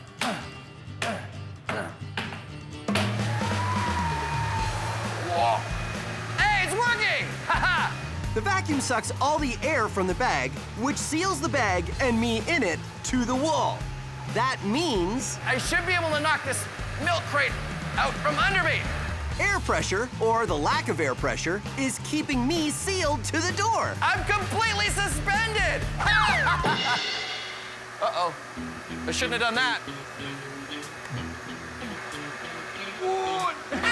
No.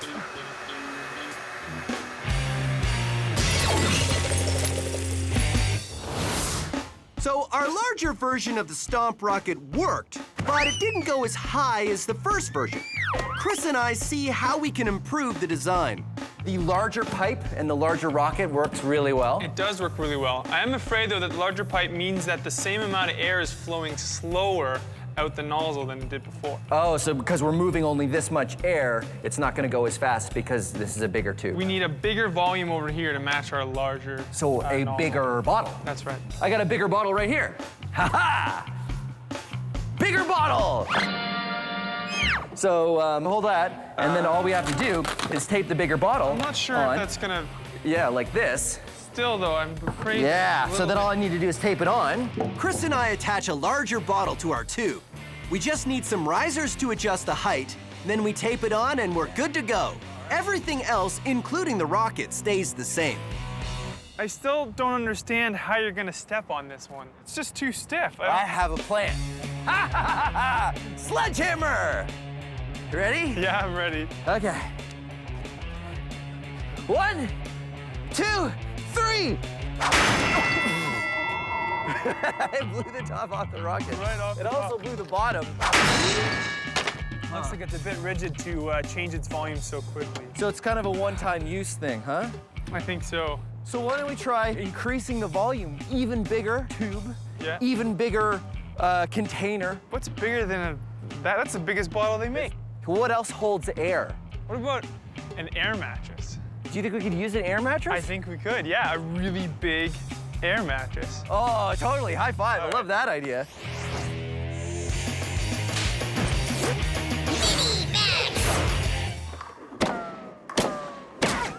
Moving air is a lot of fun, especially if you use one of these, a Vortex cannon.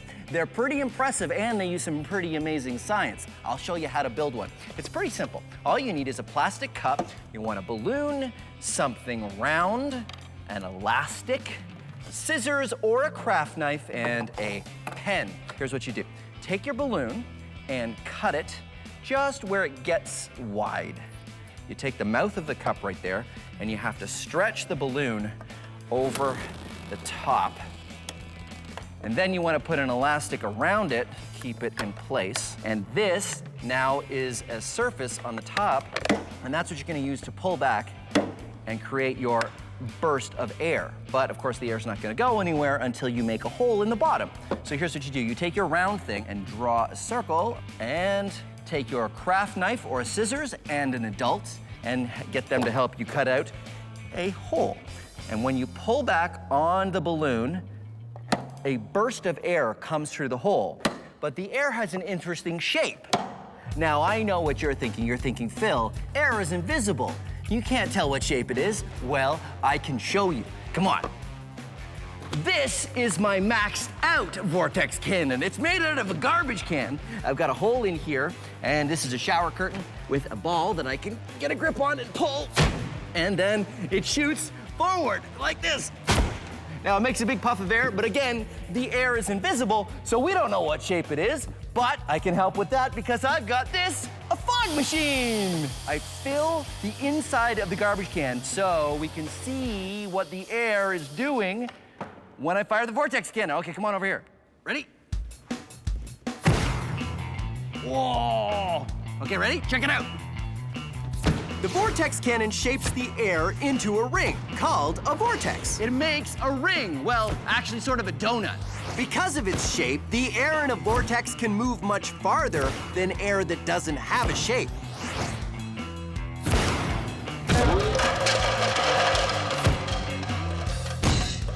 Vortex cannon. Air that has a shape goes a lot further than air that doesn't have a shape. And it's also way more fun. Woohoo!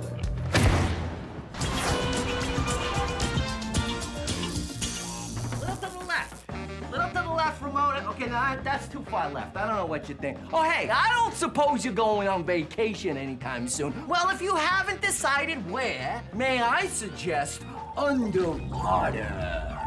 But don't forget to pack the most important thing when you go. Hat? Nah. Ukulele? Nah, forget about it. Rubber chicken? No. Sunscreen? Forget about it. Teddy? No, if you're going underwater, the most important thing you gotta pack is air. You see, human beings have been coming up with ways to go underwater for a long time. But the thing is, you gotta bring air with you because, you know, breathing is good.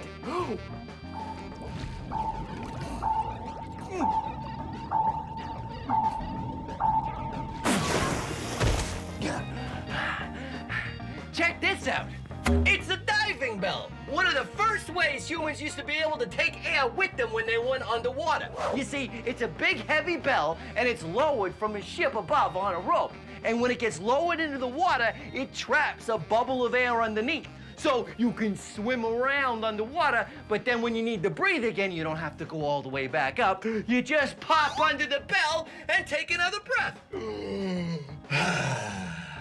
Bells like this were actually much bigger when they used to use them for diving to hold more air. Huh? Ring-a-ding-ding. What do you think? You want this? No? It's okay. I got something else. Hold on. Check this out. It's an old-timey diving suit. Air is pumped in through these hoses here, which means the diver has a constant supply of air, which means he can stay underwater longer. What do you think? No? Okay, hold on. I got something else. Yeah. This is it. The ultimate in bringing air with you. The scuba suit. This tank holds compressed air, which means it can carry a lot of air with you, which means you can stay underwater for longer. So I'll tell you what, I'll wrap up all three things. What do you say? Yeah? You'll take them? Okay, great. Let me just wrap them up for you. Come on, Teddy, let's go find the bag. So our large stomp rocket hasn't worked perfectly. A small bottle didn't move enough air, but our larger bottle was too rigid to stomp. And when I used a sledgehammer, it was so sudden the bottle broke and also blew apart the rocket. Chris and I need a large container of air that is soft enough to change its shape easily. So here's the current plan. An even larger pipe, an even larger rocket, and we use an air mattress. We make 2 holes in the air mattress, one to fill it up with a leaf blower, and the other hole to go out the tube to the rocket. Since an air mattress holds lots of air and is very easy to change the shape by jumping on it, we figure it'll be a great way to get lots of air through the tube to launch our rocket. Okay, let's do it. Let's do it. All right, we're gonna go 1, 2, 3, jump, right? Okay, yeah. 1, 2, 3. Being a chef is my absolute passion. and cooking up science recipes is my speciality. I'm Buster Beaker, and this is Cooking with Science. Oh, hello! Welcome to Cooking with Science. I'm Buster Beaker. Whenever friends come over, I like to make my famous potato chip recipe. And look at this bag of potato chips. Quite large, there must be a lot of potato chips in here, right? Well, let's open it. What? This potato chip bag is mostly air. Why do potato chip bags have so much air? Well, to tell you the answer to that, I have to tell you the story of 2 bags of potato chips. Here they are. This one full of air, and this bag of potato chips, there's not much air in it at all. Why don't they make them like this? Well, let's find out. First thing that happens is the potato chip bags come off the conveyor belt at the potato chip factory where they get packed into a crate. Here's a crate here. So let's really stuff them in. And then the crate gets boxed up and shipped off to the store. Oh, it's a bumpy ride to the store today. Now we're at the store, and then you come along. Bags of potato chips. What else should I buy today? Oh, I know. How about a cantaloupe? Very nice. Some apples, yes? And take it home, walk along, and you get to the kitchen, you have a choice. This bag of potato chips, where all the potato chips are light and fluffy, or this bag of potato chips, which is not exciting at all. And that's why potato chip bags have so much air, to protect the potato chips from getting crushed. Speaking of potato chips, time to get back to my recipe. What is it? It's potato chip soup. Well, I'm Buster Beaker, and thanks for joining me on Cooking with Science. Perhaps a little bit more cooking. Okay, so where were we? Oh, right, our maxed out rocket. A much larger pipe, a large air mattress, and the largest rocket yet. Let's see how it goes. 1, 2, 3, jump. 1, 2, 3. Yeah! There he goes. All right, let's do it again. Okay. 1, 2, 3. It works amazingly well. The large volume of air Chris and I can move by both jumping on the air mattress gets transferred through the large pipe, and even though it's a giant rocket, it sails higher than any other version. That was great. That was amazing. All right. There you go. Science Max, experiments at large, moving a lot of air. That has to be the biggest stomp rocket ever. Biggest stomp rocket ever. Let's do it again. Okay. Okay. Oh, hello, Science Maximites. We've got a lot of work today, so I was just getting prepared. You know, taking something flimsy and making it strong, that's what scientists and engineers do every day. And it's also pretty fun. You take something that's not that strong, and by the way you build it or put it together or change its shape, it suddenly becomes a lot stronger than you think it was. So I thought that's what we should do today on Science Max Experiments at Large. We should build something. So we're gonna build an arched bridge, and we're gonna build it out of sugar cubes. So here's what you need. You need some sugar cubes, you need some sandpaper, and you need some modeling clay. So first, you want to make some abutments out of your modeling clay. What is an abutment, you ask? It is this. They distribute the force laterally from one side or the other. I like to use this. This is half a roll of duct tape, and so it fits in just like that, and you see, it's a perfect arch. If you just take sugar cubes and you try to stack them into an arch, it's not going to work because the sugar cubes may not even fit all together, and you can see only the bottoms are touching. I take up the guide and it all falls apart. So here's what you do. You take your sandpaper and you change the squares into trapezoids, and you start sanding down your sugar cubes into trapezoids. Basically, you want one small side and one long side. Thin at the top, wide at the bottom, or wide at the top, thin at the bottom. It's a trapezoid no matter which way you hold it. Put it on the bridge and see. And as you go, you will see if you're doing it right, there will be no gaps. If you go to the Science Max website, there will be a guide that you can use to help you make the sugar cube bridge.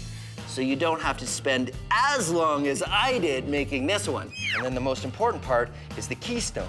That's the one that fits in right at the top, just like that. And when it does, you can take away the guide and it stays up. Isn't that cool? It stays up without any glue, without any mortar, all based on the shape of these sugar cubes. The cool thing is, it'll hold the weight of a whole car, provided you have a very, very small car. The reason why it works is because the weight is distributed along the arch into the abutments and down into the ground. That's what makes an arch bridge so strong. And that's what we're gonna do today. We're gonna max out an arch bridge. So I think I'm gonna need some help though. Maybe Sonia from the Ontario Science Center. She really knows her stuff. Yeah, I'll go there and I'll see if she's busy. All right, come on, let's go.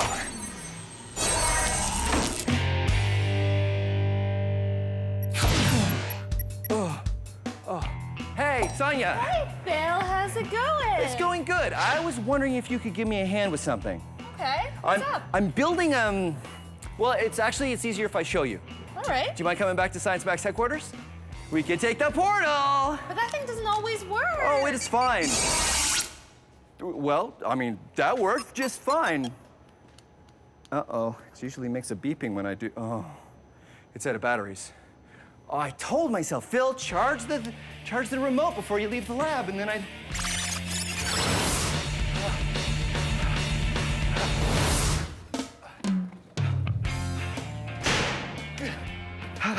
Where have you been? Breathe. The remote ran out of batteries, so I had to run the last 3 kilometers. It's all right. Because You made it. Long story.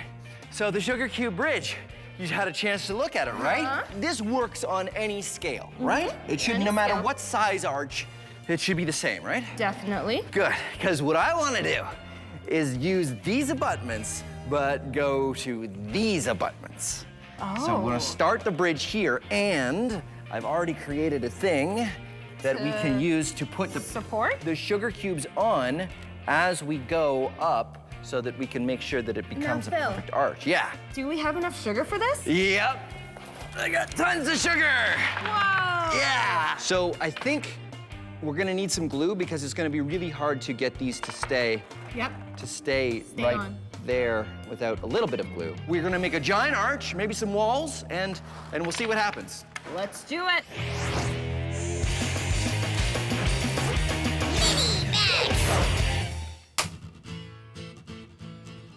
Oops. An egg. Now you might think of eggs as kind of flimsy, and they do break pretty easily, but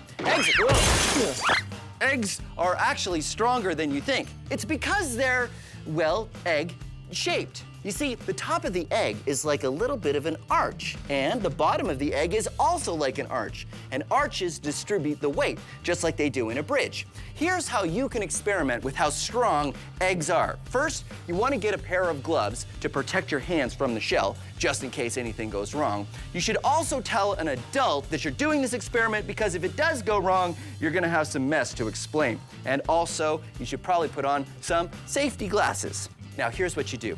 Take your egg and carefully put it in your palm just like that. And put it against your other palm, and you're gonna push in directly on either side of the egg. Start pushing harder and harder. You can even lace your fingers and press even harder. And if you do it right, the egg won't break. Pretty amazing, right? So, just how much weight does an egg hold? Can one egg support my entire weight? Let's find out. I'm gonna lift my weight up like this and lower myself down. And no, cannot hold my weight. Can my weight be supported by 2 eggs? Oh, nope. Phil's weight, 4 eggs.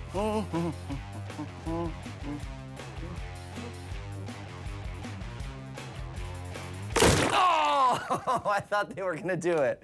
Nope. My weight on 8 eggs.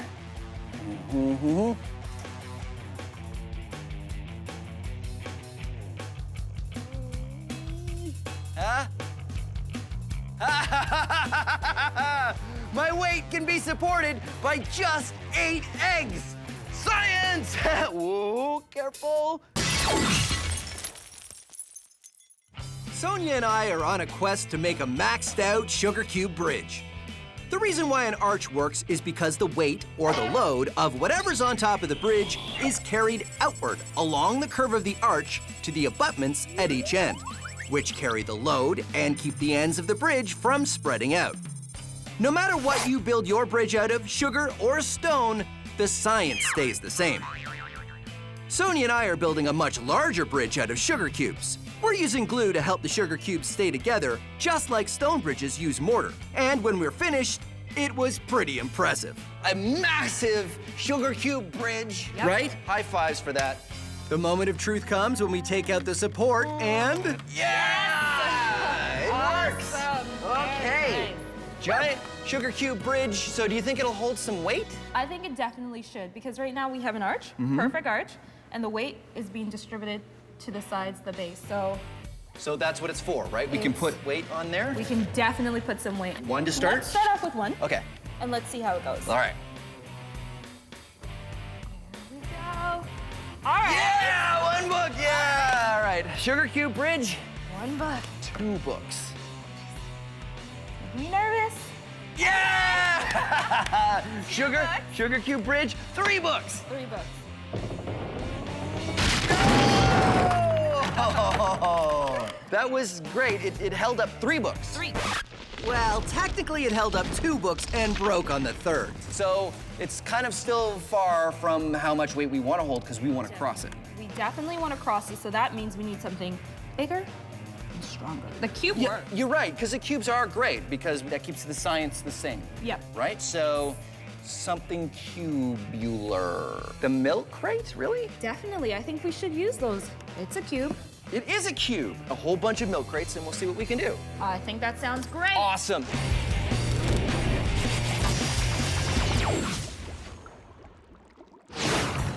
Whoa. This is a Prince Rupert's drop. It's a piece of glass that has a long snaky tail and a bulb at one end. So what's so interesting about a glass tadpole? Well, I'll show you. And remember, this is just glass.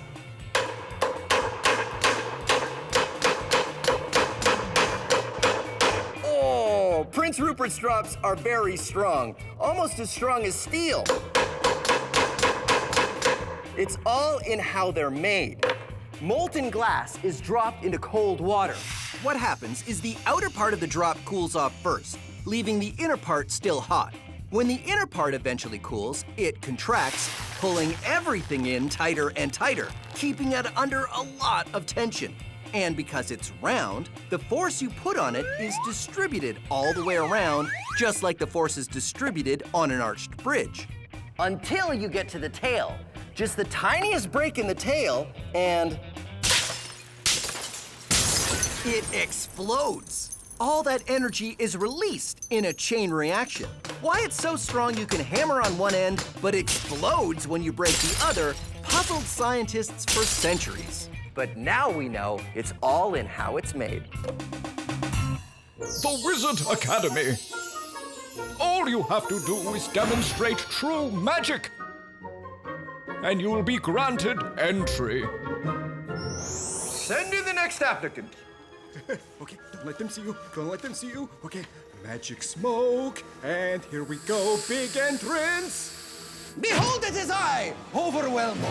You again. I only have to demonstrate magic 1 time, and you have to let me into the Wizard Academy. And last time does not count. So prepare for your mind to be boggled and your eyes to also be boggled, because I shall do a trick. I will just get to it. Here is a book, behold! And now, feast your stupefaction as I produce another book, ha-ha! And then 2 or 3 more times, behold, that's good. Behold!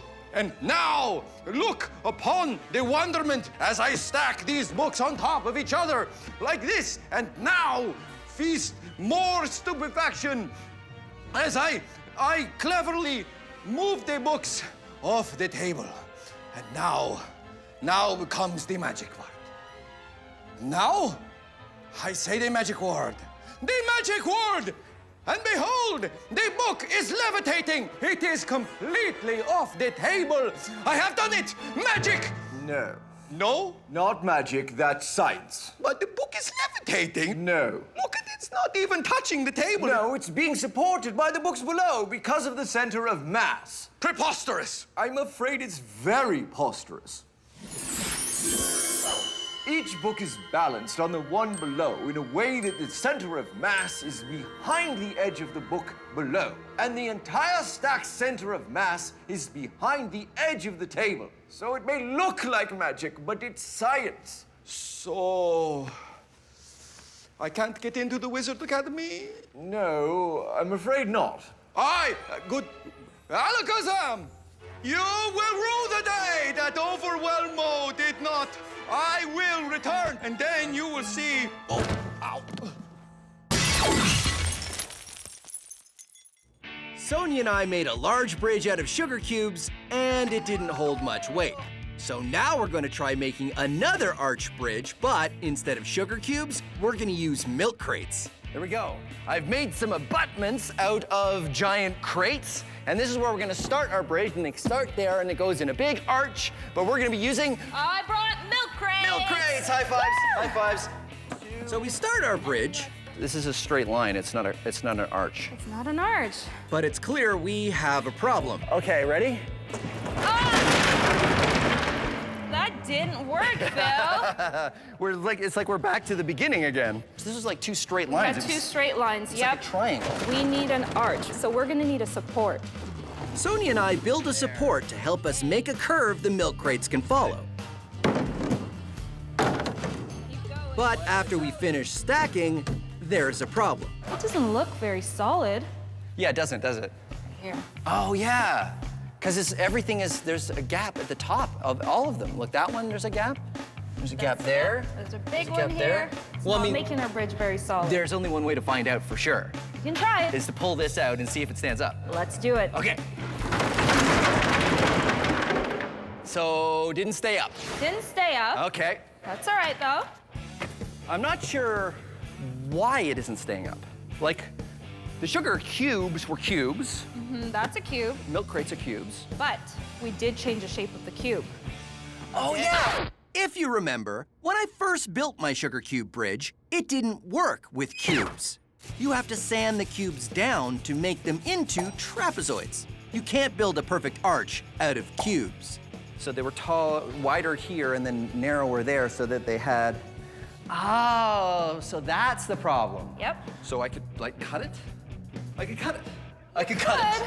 You could. I could That's cut gonna it. take a long time, though. If we cut the milk crates into trapezoids, everything will work, right? Right?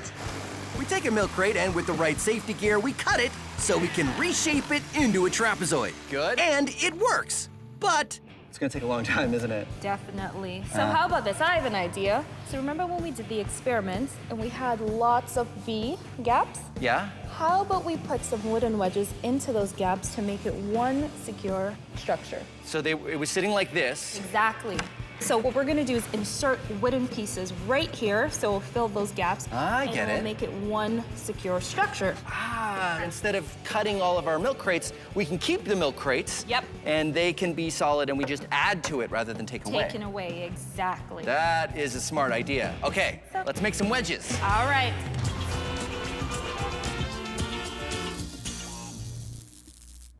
Oh, hey, how you doing? Let me guess, you want to build a strong structure, something that'll stand the test of time. Well, you know you gotta use the right kind of shapes. Look at this, a square. Now, squares have gotta be strong, right? Well, maybe. Maybe if you press straight down on it, but watch as I push to the side.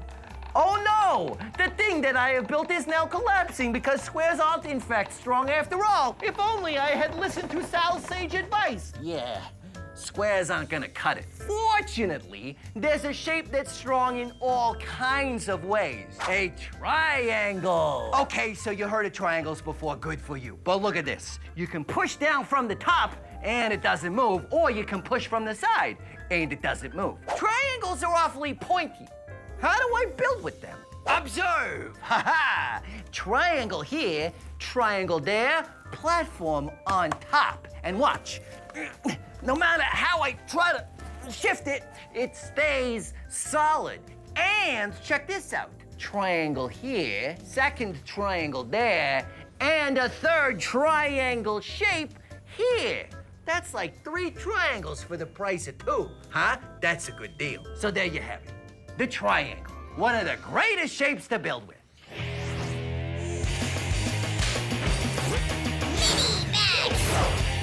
This is a house of cards, and if you've never built a house of cards, you should definitely try. Try, because it's not easy. What you need to do is you need to make triangles with the cards. If you do it just right, they'll stay up. Then you take another pair of cards, like that. You take another card, and you put it on top. And it stays up. Keep on building by making triangles and putting another card across the top like a roof. Then, when you're ready, you can start to make a second layer. It takes a lot of patience to make a house of cards. But with enough patience and really steady hands, you might be able to finish it. There we go. A house of cards. Now, let's max it out. Shh, backing away slowly. Backing away slowly. To build our maxed out card house, the Science Max build team and I used large pieces of foam insulation, which were super light and easy to work with. Once we set up the first layer, we needed to bring in a scissor lift so we could keep building the next layers. By the time we got to the top, our card house was 10 meters tall. Yeah! Giant house of cards! And now that I've built a giant house of cards, what do I do with it? I knock it down.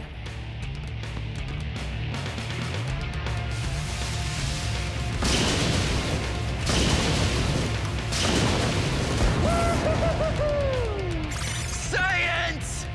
I'm gonna build it again. Sonia and I are rebuilding our milk crate bridge. Since cubes don't work if you're trying to make an arch, and changing the shape of each milk crate would take too long, we're using wooden wedges to fill the gaps at the top of the milk crates. Once we get the wedges in, the milk crates have support at their tops, and they make a perfect arch. Are you ready? I'm ready. All we have to do is pull the wooden thing out, and if it holds up on its own, we've done it. We pull out the support, and it stands! It works! The bridge supports itself! Now it's time for the final test. We try to walk on this bridge. So we spent some time making sure our bridge was safe. We added a crash mat, and we built a second arch. We sure did. So that it's a little bit wider, and it feels very solid. So the only thing to do now is to test it. Test it out. You gonna do it? I absolutely will. All right. Sonia puts on a helmet and gives it a try. And sure enough, it works. Yeah! Milk crate bridge! Milk crate bridge! Milk crate bridge! Milk crate bridge! Milk crate bridge! Woo-hoo-hoo-hoo! Science Max experiments at large. Milk crate bridge! Yay for science! High five! High five!